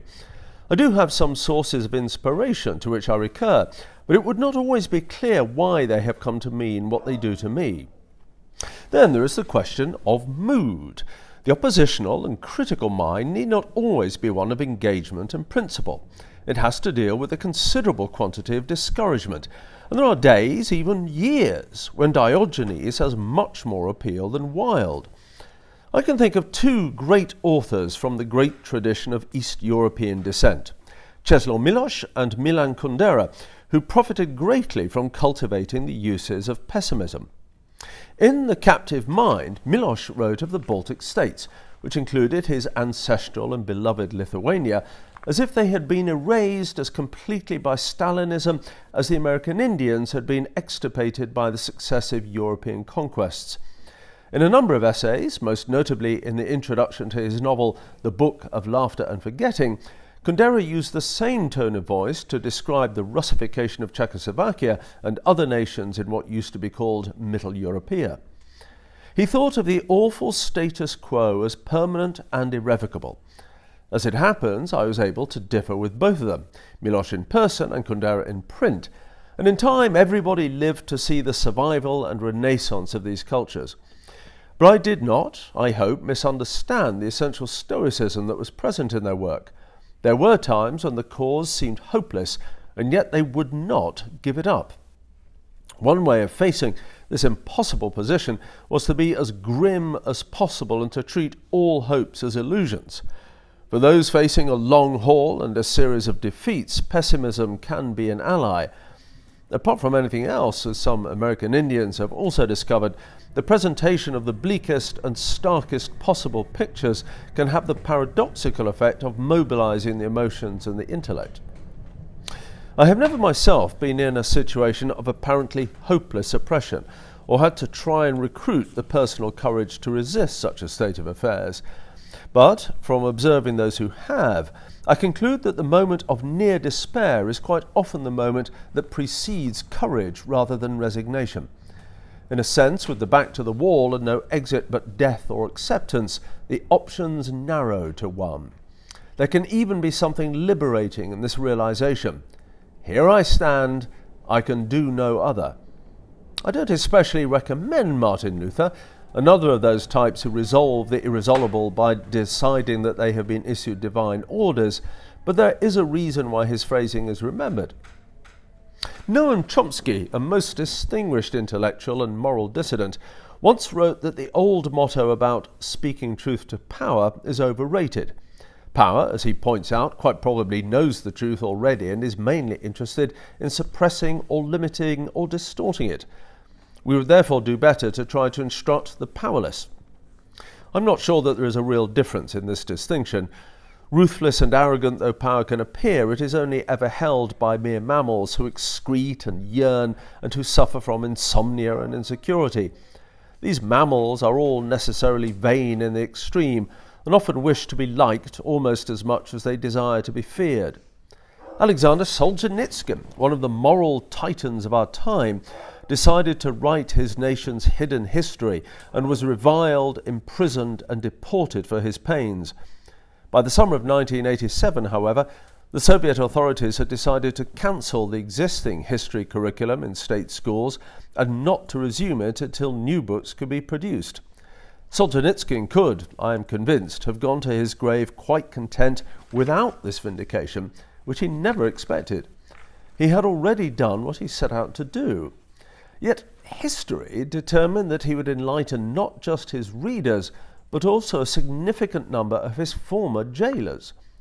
This doesn't make up for the numberless educated Russians who died wretchedly without being able to touch either an audience or the authorities, but then again, and in a fashion, it does at least help make up for it. In a very fine and moving poem about history and what it has done to those who believe in it, Peter Porter wrote, History. Friedrich Kutzky, known as Mac, a lawyer's son who worked with Russian military intelligence and sent them warning England wouldn't fight over Czechoslovakia, was pushed off a grain freighter in Lake Superior by an NKVD man disguised as an elevator mechanic, Manfred Lohenherz. Tom, to their circle of university Marxist, helped organise the destruction of the POUM in Barcelona, Orwell had heard of but never met him, and was himself arrested in Moscow 3 weeks after Catalonia surrendered. He is presumed to have died in prison. Frank Marshall, called the Englander because of his unlikely name, went straight to Comintern headquarters and survived the show trials of 36 and 37, only to disappear from his flat on the evening of the Molotov-Ribbentrop Pact. His name is mentioned often in the few authentic papers which survived from Yezhov's office. The Simonovsky brothers, Andrei Yersi, led a Soviet expedition to Zemula and authenticated the reports of nickel deposits. Both were murdered when their boat was strafed by an unknown plane on an expedition in Bering Strait. The MVD uses more than ice picks, was said in Moscow in 1940. Lastly, Willy Marx, alias Oscar Odin, old grandad to the group, jumped in front of a Viennese tram the day before the Anschluss with plans for Hitler's assassination in his shoes. No one knows which party organisation ordered his death. 6 middle-class boys from a racially mixed Galician town, 3 of them Jews, and only one with a widow at a New England college. Their story will not be told. One of the finest moments in our history occurred when Nelson Mandela was visited by the authorities who had kept him in confinement for a quarter of a century. They had been shaken by international condemnation and also by general uprising of the oppressed. The name of Mandela, which was supposed to have been buried by long and harsh immurement, was on every lip. "All right," they nervously said to him, "you can go now. You're a free man." His reply was, "I'm not leaving. You do not have the power to release me, least of all to release me to gratify yourselves. I shall not leave this cell until I hear that everybody else has been released, and that all the laws of the tyranny have been stricken from the books." At that moment, it was clear who held the keys. Up until that moment, every sort of pseudo-diplomatic compromise had been proposed to allow the racist usurpers to keep at least some part of their spoil and to save some part of their face. One of the great pleasures of my life, and one of the privileges of advancing age, has been that of revisiting people who I first met or knew as political prisoners, or exiles, or refugees. I first met Thabo Mbeki, now the President of South Africa, sitting on the floor at a scruffy radical party in London. Actually, he wasn't scruffy at all in the early 1970s. His father was serving a life sentence back home, and he was living for 2. I first met Kim Dae-jung, now the President of South Korea and a Nobel laureate for peace, when he was living in exile in Virginia, under the disapproval of the Reagan administration. He had survived one attempt by the South Korean junta to kill him and another attempt to kidnap him. This for the temerity of coming a close second in an election, and was in the process of deciding to go home and risk his life again. When he did go, I went with him on his plane, and am still proud of the fact that I was with him when he was rearrested. A Czech exile friend of mine became his country's foreign minister, so did a Zimbabwean with whom I had once helped organise a protest meeting in Oxford. One of the women at that event also became the Speaker of the South African Parliament a quarter century later. Adam Michnik, a witty Polish dissident who was running rings around the Stalinist centres when I met him in 1975, now helps edit one of Warsaw's major newspapers. In Greece and Spain and Portugal, all of which were NATO-supported dictatorships while I was growing up, I interviewed men and women in hiding or on the run who subsequently became ministers, party leaders, diplomats, public intellectuals. My Chilean friend, Ariel Dorfman, who I first embraced after he read his defiant poems outside the Chilean embassy in Washington, was 14 years later the guest of honour at a reception, which I also attended at that same embassy. There's no thrill quite like this, no satisfaction to match it. And I think I can honestly say that none of these comrades has, as so often happens in history, become in their turn a censor, a policeman, a jailer, or a demagogue. Or perhaps I can't quite or should not quite say that. George Fernandez, the brave railwaymen's union leader and head of the Indian Socialist Party, who survived beating and imprisonment during Indira Gandhi's years of emergency rule, became defence minister in the Hindu sectarian government and one of the advocates of India's calamitous nuclear policy. So one must be on one's guard. Thabo Mbeki made some stupid remarks about AIDS when he became president. Nelson Mandela made a speech in which he defended the vile Daniel Arap Moi of Kenya as a victim of colonialist propaganda. Alexander Solzhenitsyn went back to Moscow and became the host of a crackpot conservative TV show. Václav Havel, when I had lunch with him at the foot of the absurd and forbidding Prague castle that he'd wrested from the Kafka communists, was embarrassed by any of my questions about the treatment of gypsies. But there is comfort in this too, if you look at it in the right way. Dr. Martin Luther King plagiarized his doctoral thesis and spent his last night on earth in some pretty rough fornication. It's hard to blame him for the latter. He lived with the imminence of death, and Rilke wasn't the first or last to discern that eros is the best way yet devised of warding off Thanatos.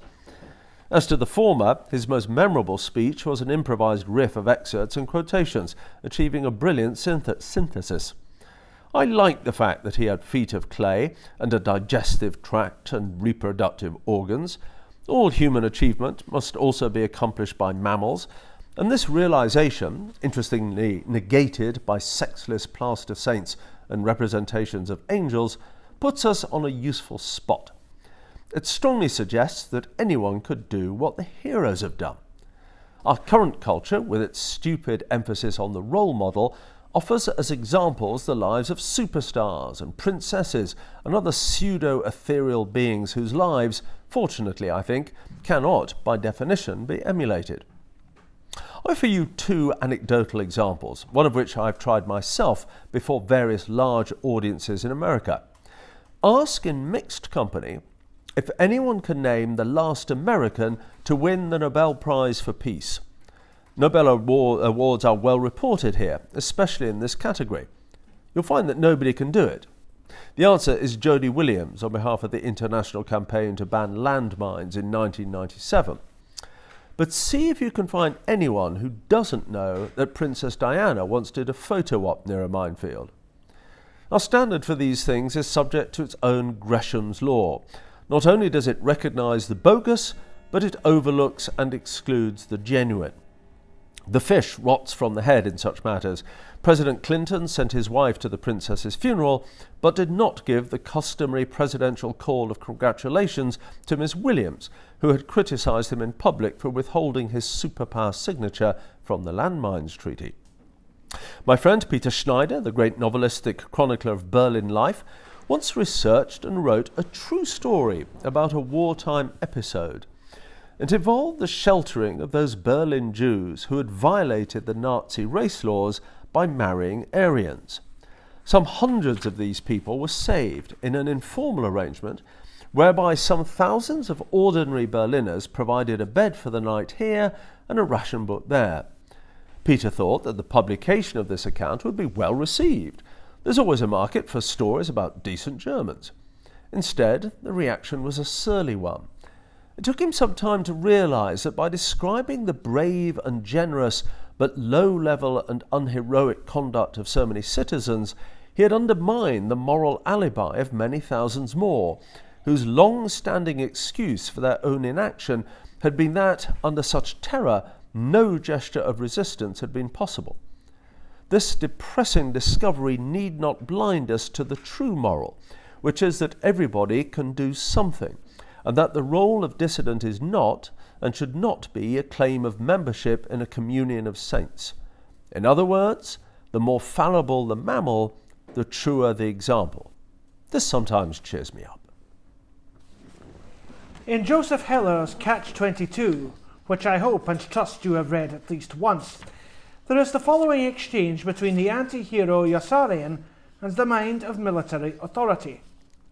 Major Danby replied indulgently with a superior smile. But Yossarian, what if everyone felt that way? Well, then I'd certainly be a damned fool to feel any other way, wouldn't I? When I first read that, I was much more at the mercy of schoolmasters and clergymen than I am now, and more in need of defensive riposts to their dreary objections about setting a precedent or setting an example. Heller cut straight through all that with his absurdly subversive dialectic. Of course, if the oddballs and doubters were in a majority, they wouldn't be oddballs and doubters. And of course, one never has to worry about there being a surplus of such people. Those who need or want to think for themselves will always be a minority. The human race may be inherently individualistic and even narcissistic, But in the mass, it is quite easy to control. People have a need for reassurance and belonging. This contrast sometimes discovers itself under pressure. Consider two classically dissident and quite celebrated remarks by Albert Camus and E.M. Forster. Faced with an unjust colonial war in his native Algeria, where the insurgents would detonate random bombs that might as easily kill his aged mama as they might an occupying soldier, Camus observed that if compelled to choose between justice and his mother, he might well have to pick his mother. While Forster said that, given a choice between betraying his country or betraying his friends, he would be courageous enough to betray his country. Both of these sayings need their context. Forster wrote at a time when the phrase country was a synonym for fatuous jingoism. But you notice that in both instances, the resort is not to lone defiance, but to another form of loyalty and adherence. In one case, family values, and in the other, the claim of the coterie. There is an important paradox at work here. Of those who are drawn into oppositional activity or mentality, it can often be observed that they are rebellious or independent types. Yet the best of them are actuated by concern for others, and for causes and movements larger than themselves. Throughout the late 19th century and much of the 20th, many of the great Promethean individualists were men and women convinced of the rationality and justice of socialism. I am thinking of moral and intellectual figures of the status of Antonio Gramsci, Karl Liebknecht, Jean Jaurès, Dmitry Tukovich, James Connolly, Eugene Debs, and others. If you don't know of their lives and their work, you are the poorer for it. For most of my life, I considered myself a modest combatant in that cause, and I'm phrasing it like that for two reasons. The first of which is that I've been compelled to recognise that its day is quite possibly done. The second reason, more to the immediate point here, is that such an attachment was supposed to teach you to subordinate yourself to the greater good. This isn't an absolute contradiction by any means. The enemies of socialism never ceased to sneer about its supposed attachment to regimentation and uniformity, whereas its real history is full of great moments when it actually broke open the barrack system of factories and slums, places where humans actually were treated like machines, to say nothing of its opposition to militarism and imperialism, to other features of the old world which involved regimenting and conscripting people while using them as property or as subjects in grand experiments. The socialist movement enabled universal suffrage, the imposition of limits upon exploitation, and the independence of colonial and subject populations. Where it succeeded, one can be proud of it. Where it failed, as in the attempt to stop the First World War and later to arrest the growth of fascism, one can honourably regret its failure. However, everybody knows the other list of names and dates and places which, though it usually isn't put like this, mark the degeneration of the First and Second Internationals into the Third. And some romantics and dogmatists, can if you like be included in either definition, even know about the relationship of all this to the Fourth. Another book would be needful here. For the present, let's say there's a whole hidden list of distinguished names, from Andrew Nin to Victor Serge to C.L.R. James, representing a lost generation of people whose dissent and resistance was largely conducted within and even against the left, as it was generally understood. They don't teach you this in school either, but the best writing of George Orwell and of Leon Trotsky is only intelligible as a part of this occluded tradition. And these same people who would not surrender the principles that attracted them to the struggle in the first place were obliterated and defamed as mere posturing individuals, who furthermore dared to oppose themselves to history. Never mind history for now. To the extent that it is a subjective force at all, it has dealt very unkindly with their persecutors and executioners. The point to keep in mind is that when it came to it, these heroes had no stronger moral compass than their Dark Age predecessors, and were forced to rely as much on their own consciences, if not indeed more, as on any historical materialist canon. The essential element of historical materialism as applied to ethical and social matters was, and actually still is, this. It demonstrated how much unhappiness and injustice and irrationality was man-made. Once the fog of supposedly God-given conditions had been dispelled, the decision to tolerate such conditions was exactly that, a decision. The West, at least, has happily never recovered from this discovery. You would be astounded if you looked up the books and commentaries of only a century ago and saw what was taken for granted before the Marxist eruption. Fatalism and piety were the least of it. This was cynicism allied to utilitarianism. Don't let yourself forget it, but try and profit also from the hard experience of those who contested the old conditions and, in a word or phrase, don't allow your thinking to be done for you by any party or faction, however high-minded. Distrust any speaker who talks confidently about we, or speaks in the name of us. Distrust yourself if you hear these tones creeping into your own style. The search for security and majority is not always the same as solidarity. It can be another name for consensus and tyranny and tribalism.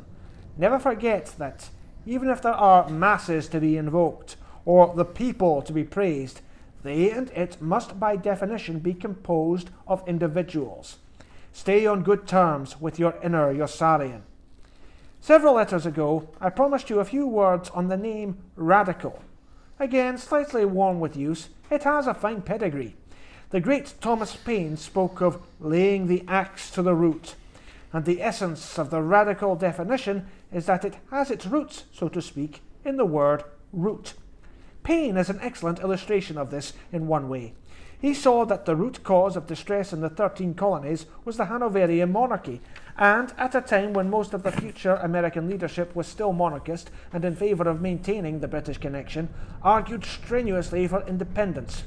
On the other hand, not my favourite expression, except when used, as it was, as the title of Fayret's autobiography, his engagement with the French Revolution taught him the dangers of fanaticism and fanatics, and all those who were sure that they possessed the truth and the right to impose the same.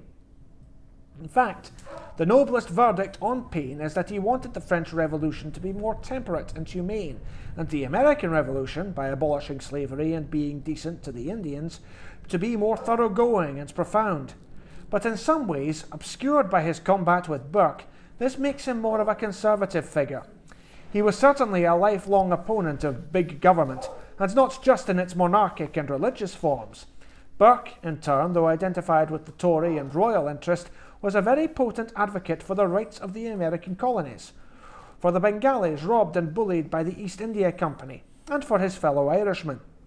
The image of counter-revolutionaries concealed in the ranks of the Revolution is, from numberless purges and show trials, a familiar one to us. But many is the honourable radical and revolutionary who may be found in the camp of the apparent counter-revolution, and the radical conservative is not a contradiction in terms. When I was young, I was consumed by opposition to the Vietnam War and still wished that I could claim to have done more to help the movement against it. In my university generation, there were many young Americans who agonized about the military draft. I was involved in assisting the resistance, and I know for a fact that it is completely slanderous to say that they worried chiefly about the wholeness of their own skins.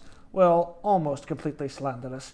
One of the young Americans of my cohort was the self-seeking dodger Bill Clinton.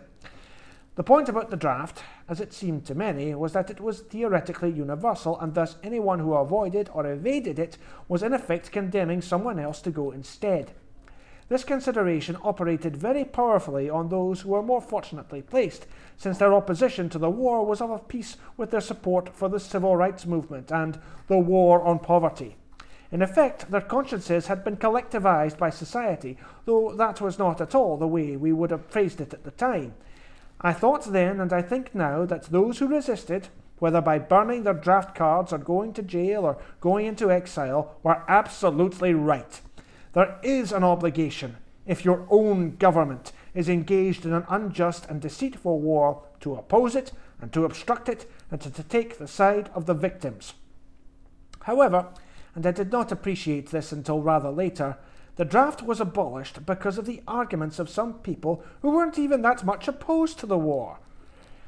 President Nixon set up a commission to examine the subject, on which sat Professor Milton Friedman, the celebrated author of Capitalism and Freedom, and Alan Greenspan, later celebrated in his turn as chairman of the Federal Reserve, but then best known as an acolyte of the ultra-libertarian Ayn Rand. Between them, these two men persuaded the other members of the Commission that the draft was an unconscionable extension of state power, a form of taxation without representation, and a species of, Friedman's term for it, slavery. So that while I and others were battling in the streets with the red flag and the flag of the NLF, the apostles of the free market were pressing our demands in the inner sanctum. The irony is probably at the expense of both of us. I draw your attention to it because there are still liberals and social democrats who regard compulsory military conscription as a form of social program, good for the soul and good for levelling and mixing and social engineering. Thus, in order to be a radical, one must be open to the possibility that one's own core assumptions are misconceived. I have not, since you asked, abandoned all the tenets of the left. I still find that the materialist conception of history has not been surpassed as a means of analysing matters. I still think that there are opposing class interests. I still think that monopoly capitalism can and should be distinguished from the free market, and that it has certain fatal tendencies in both the short and long term. But I have learned a good deal from the libertarian critique of this worldview, and along with this has come a respect for those who upheld that critique when almost all the reigning assumptions were statist. I mentioned earlier my friend Adam Michnik, the Polish dissident whom I met in the mid-1970s. He was not on the political right, as were so many Polish anti-communists, and he indeed had Trotskyist friends, which is how I met him, as well as contacts with the more conventional European left. However, he made a remark which over time was to change my life. The crucial distinction between systems, he said, was no longer ideological. The main political difference was between those who did and those who did not think that the citizen could or should be the property of the state. This had a nice echo of Thomas Paine's attack on slavery, man has no property in man, and it matched my own rejection of the thermonuclear national security state, which regards its subjects as disposable. If you want to pursue truly radical conclusions, I'd recommend that you follow the path indicated by Adam's incisive remark. He easily outlived the Leviathan that dwarfed his little group of critics at the time. With effort, perhaps we could all be so lucky. P.S. A note on language. Be even more suspicious than I was just telling you to be of all those who employ the term we or us without your permission. This is another form of surreptitious conscription, designed to suggest that we are all agreed on our interests and identity. Populist authoritarians try to slip it past you. So do some kinds of literary critics. Our sensibilities are engaged. Always ask who this we is. As often as not, it's an attempt to smuggle tribalism through the customs. An absurd but sinister figure named Ron Molana Karenga, the man who gave us Ebonics and Kwanzaa and much folkloric nationalist piffle, once ran a political cult called Us. Its slogan, oddly catchy as well as illiterate, was, "Wherever us is, we are." It turned out to be covertly financed by the FBI, though that's not the point of the story. Joseph Heller knew how the need to belong and the need for security can make people accept lethal and stupid conditions and then act as if they had imposed them on themselves. Well, no. I don't think that solidarity of belonging is much of a prize. I appreciate that it can bestow some pride and that it can lead to mutual aid and even brother and sisterhood. But it has too many suffocating qualities, and many, if not most, of the benefits can be acquired in other ways. That's relatively easy for me to say, as you point out. After all, to have been born in England and to be brought up in its educated class is to have acquired certain securities as a kind of birthright. However, as was once so well said, what do they know of England who only England know? This applies with the relevant alteration to any country or culture. I want to urge you very strongly to travel as much as you can and to evolve yourself as an internationalist. It's as important a part of your education as a radical as the reading of any book. In the years of my upbringing, before I left for America at the age of about 30, Britain was making the transition from being a homogenous and colonial society to becoming a multicultural and post-colonial one. I came of a naval and military family with a long tradition of service to the empire. My first conscious memory is of crossing the grand harbour at Valletta by ferry at a time when Malta was still a British colony. As I grew older, part of the background noise was supplied by the collapse of British imperial arrangements in the Suez Canal, Cyprus, Aden and Africa. This noise amplified through the growls of resentment I heard from being brought up in and around British naval bases. My grandfather had served in India in the First World War. My father had been posted in British overseas possessions as far distant as the coastal enclaves of China, the Cape of Good Hope, and the Falkland Islands. When I got married in Cyprus in 1981, he revisited the island for the first time since helping to put down a revolt there half a century earlier. A regular occurrence was the arrival of mail from our uncles and aunts and cousins in South Africa, who sometimes came to visit and always seemed vaguely defensive. I won't say that I was brought up to think or hear anything ugly. My parents were too intelligent to be encumbered by prejudice, but the prevailing attitude to foreigners was of the watch out for your wallet, don't drink the water style. And this attitude was reinforced by the British gutter press, as well as by many politicians. When I started travelling in earnest in my 20s, often to countries that had once been British colonies, I took along my socialist convictions, but often had to overcome a squeamish or nervous reluctance to go into the bazaar, so to speak. As recently as 1993, when I set off on a long tour of Africa for my magazine, not one person in Washington failed to wish me luck in darkest Africa, the heart of darkness, the dark continent. As you'll find when you go to Africa, the first thing you notice is the dazzling light. In one way, travelling has narrowed my mind. What I have discovered is something very ordinary and unexciting, which is that humans are the same everywhere, and that the degree of variation between members of our species is very slight.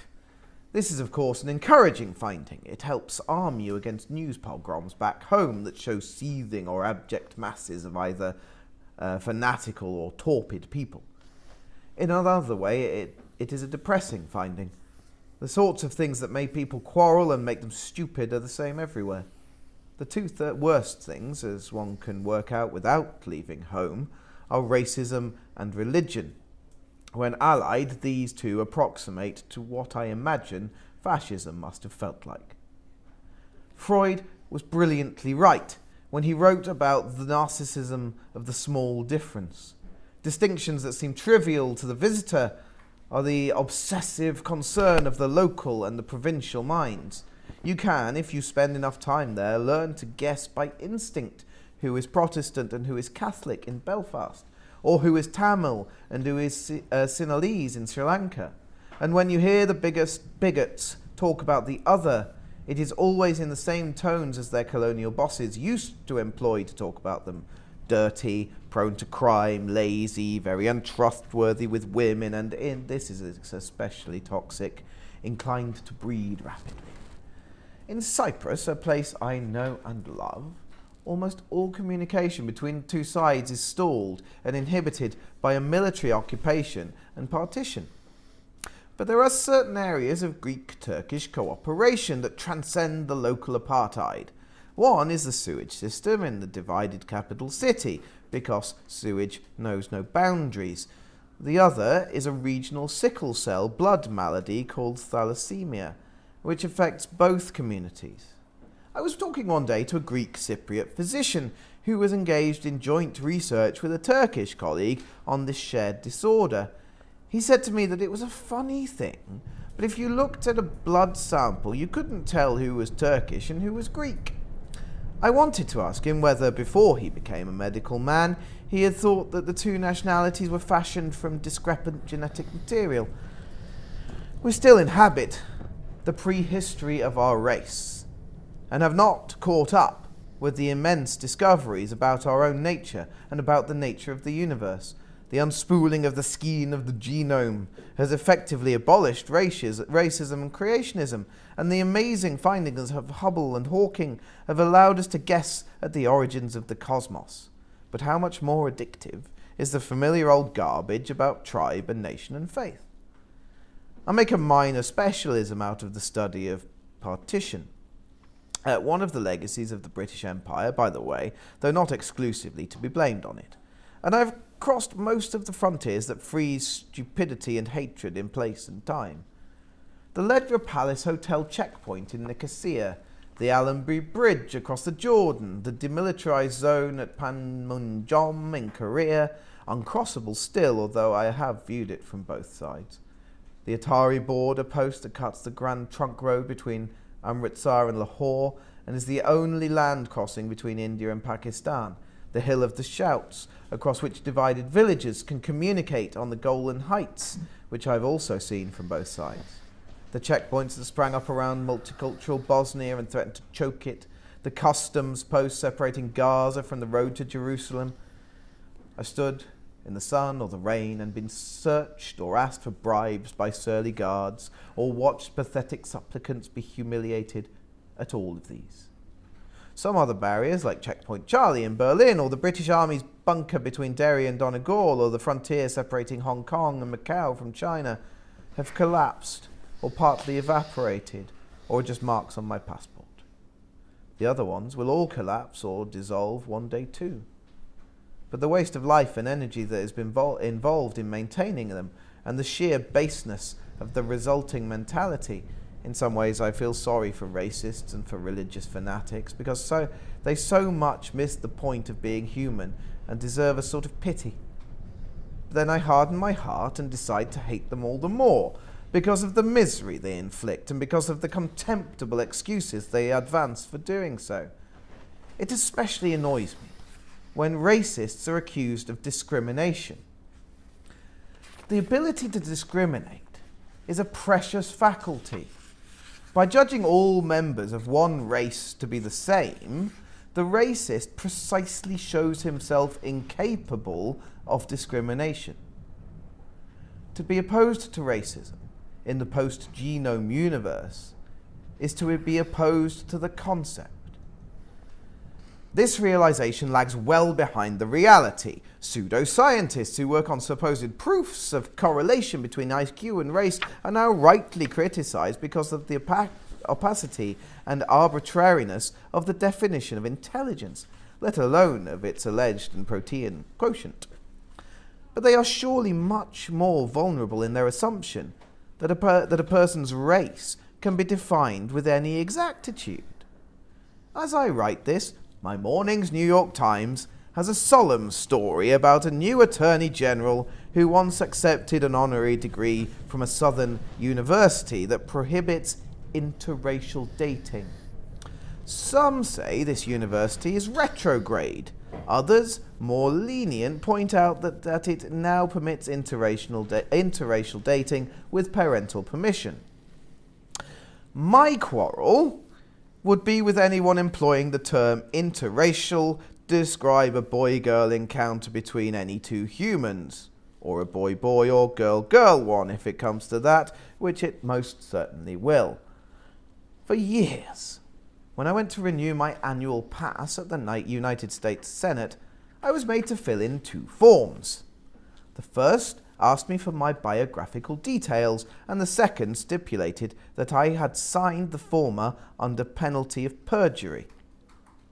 I was grateful for the latter form, because when asked to state my race, I always put human in the required box.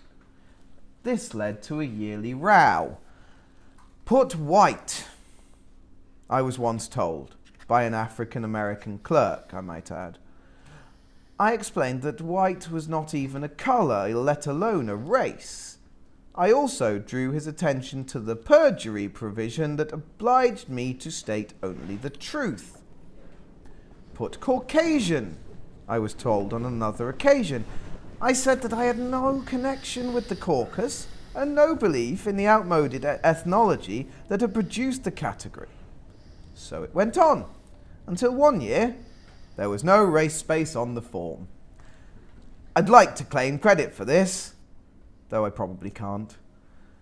I offer you the story also as part of my recommendation that one acts bloody-minded as often as the odds are favourable, and even sometimes when they're not. It's good exercise. I don't seem to have said enough about the compensating or positive element of exposure to travel. Just as you discover that stupidity and cruelty are the same everywhere, you find the essential elements of humanism are the same everywhere too. Punjabis in Amritsar and Lahore are equally welcoming and open-minded, even though partition means the amputation of Punjab as well as of the subcontinent. There are a heartening number of atheists and agnostics in the 6 counties of Northern Ireland, even though Ulster as well as Ireland has been divided.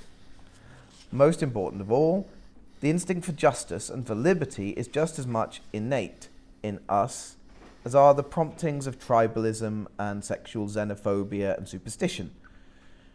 People know when they're being lied to. They know when their rulers are absurd. They know they do not love their chains. Every time a Bastille falls, one is always pleasantly surprised by how many sane and decent people were there all along. There's an old argument about whether full bellies or empty bellies lead to contentment or revolt. It's an argument not worth having. The crucial organ is the mind, not the gut. People assert themselves out of an unquestionable sense of dignity. I have a Somali friend who, during the Western intervention in her unhappy country in 1992, became a sort of clearinghouse for information on human rights. At one point, a group of Belgian soldiers lost their heads and fired into a Somali crowd, killing a number of civilians. At once, Rakia's switchboard lit up, with every Belgian news desk calling her at once. Alas, these correspondents and editors only wish to know one thing. Were the Belgian soldiers Flemish or Walloon? To this paltry inquiry she replied, I suspect not without relish, that her organisation took no position on tribal rivalries in Belgium. This recollection reminds me that I owe you a letter on the importance of humour. P.S. Since this often seems to come up in discussions of the radical style, I'll mention one other gleaning from my voyages. Beware of identity politics. I'll rephrase that. Have nothing to do with identity politics. I remember very well the first time I heard the saying, the personal is political. It began as a sort of reaction to the defeats and downturns that followed 1968. A consolation prize, as you might say, for people who had missed that year. I knew in my bones that a truly bad idea had entered the discourse, nor was I wrong. People began to stand up at meetings and narrate about how they felt, not about how or what they thought, and about who they were, rather than what, if anything, they had done or stood for. It became the replication in even less interesting form of the narcissism of the small difference, because each identity group begat its subgroups and specificities. The tendency has often been satirized. The overweight caucus of the Cherokee transgender disabled lesbian faction demands a hearing on its needs, but never satirized enough. You have to have seen it really happen. From a way of being radical, it very swiftly became a way of being reactionary. The Clarence Thomas hearings demonstrated this to all, but the most dense and boring and selfish. But then it was the dense and boring and selfish who had always seen identity politics as their big chance. Anyway, what you swiftly realise, if you peek over the wall of your own immediate neighbourhood or environment and travel beyond it is first, that we have a huge surplus of people who wouldn't change anything about the way they were born or the group that they were born into, but second, that humanity and the idea of change is best represented by those who have the wit not to think, or should I say, feel in this way.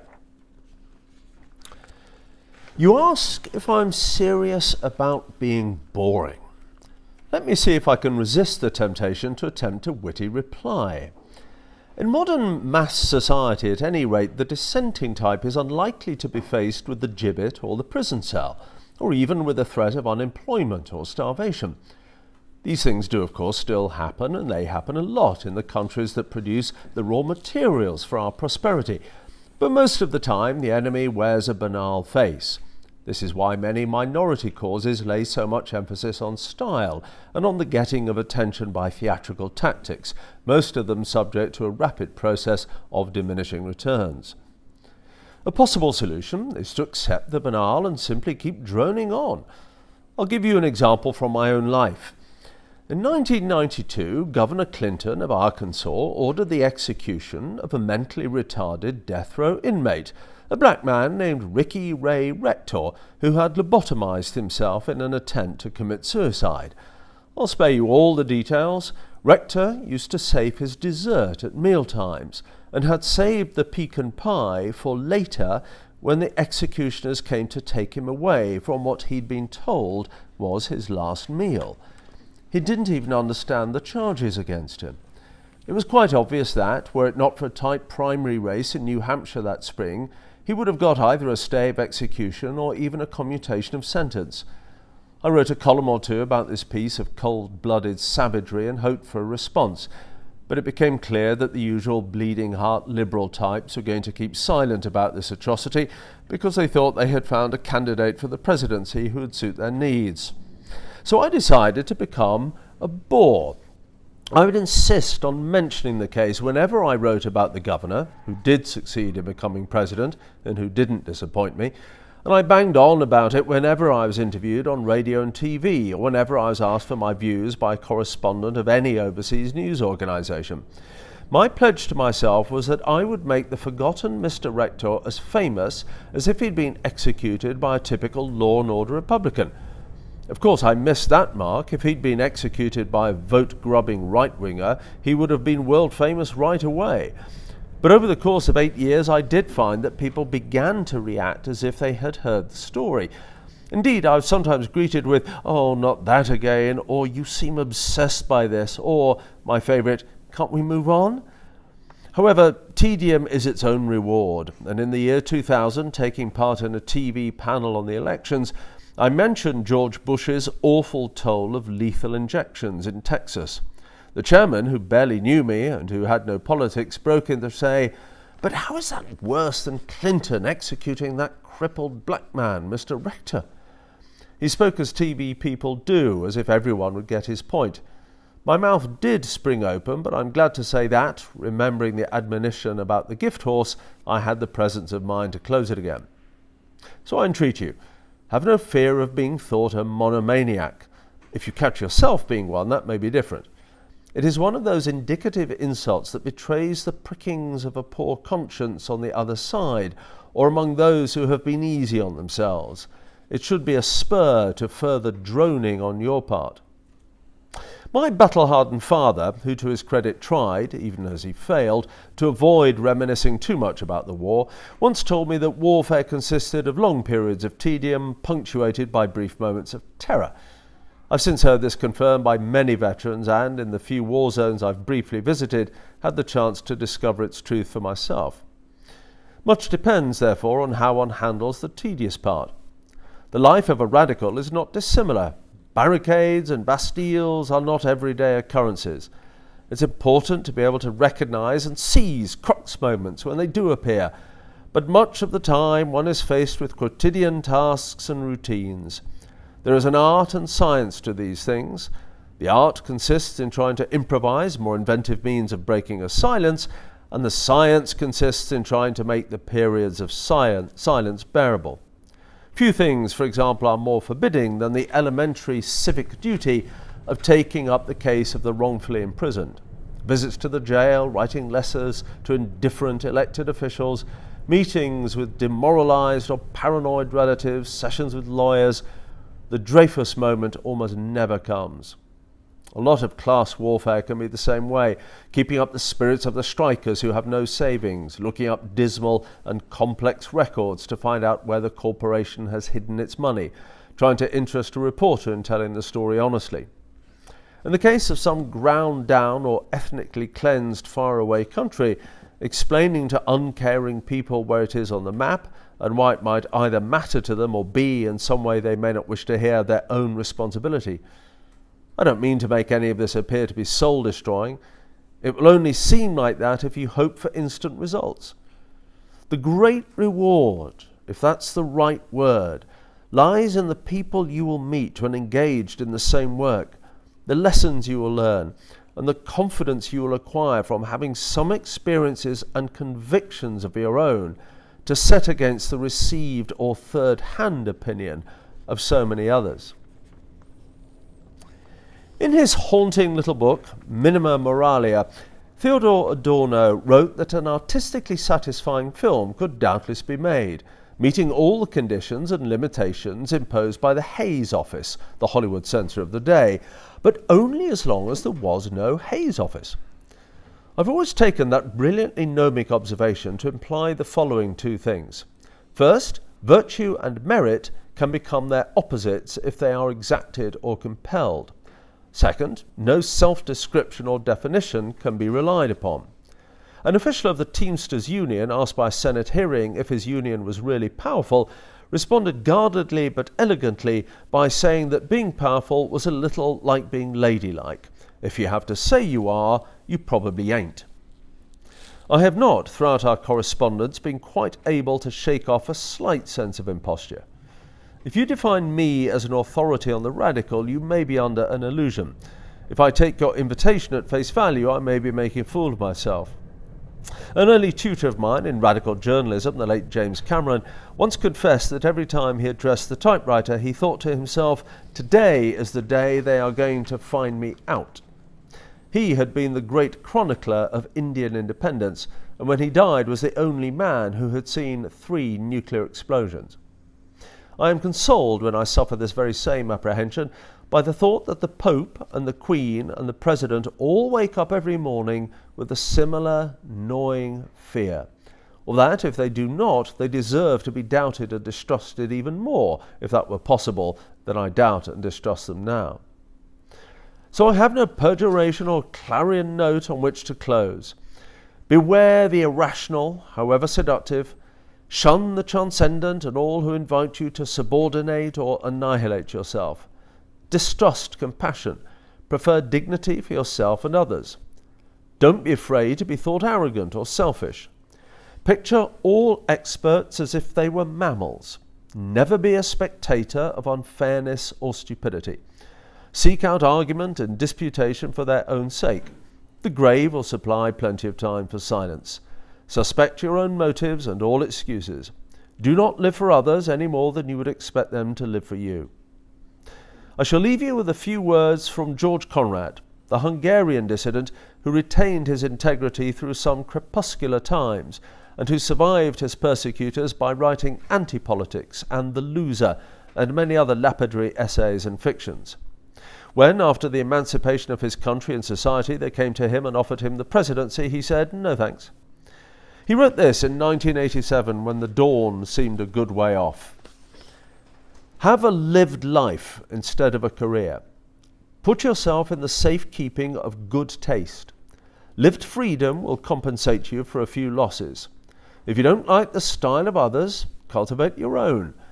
Get to know the tricks of reproduction. Be a self-publisher, even in conversation, and then the joy of working can fill your days. May it be so with you, and may you keep your powder dry for the battles ahead, and know when and how to recognize them.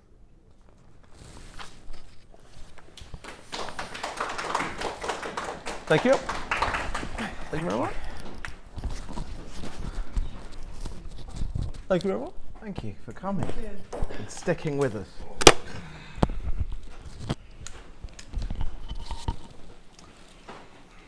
Happy to entertain thoughts.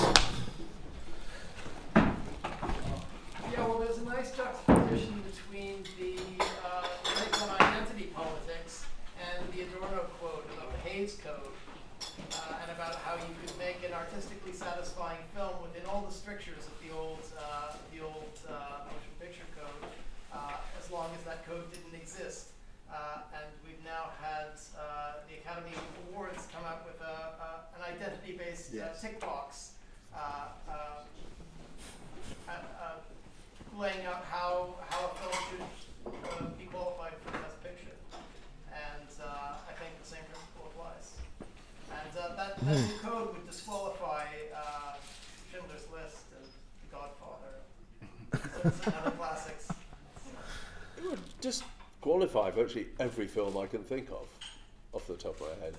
I don't know about that. I mean, I think the creative people in Hollywood had always been at the forefront of kind of bringing in new people, new identities, and it was the suits that was resisting.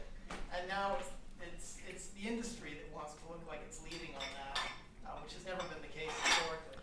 No, it tends to be the creatives that lead on most things, really.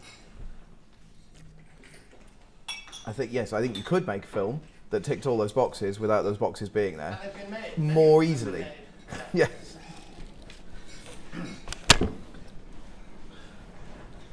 Yes, it's amazing how he hits on identity politics in 2001. And that's nearly 20 years ago, and we're mired in it now. Oh.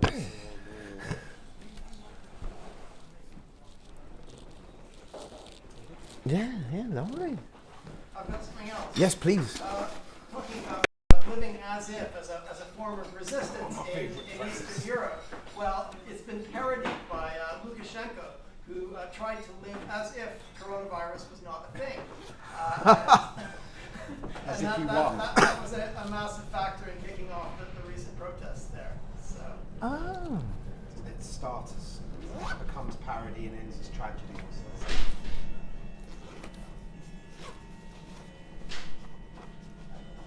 One day we may all be lucky enough to live as if coronavirus isn't a thing.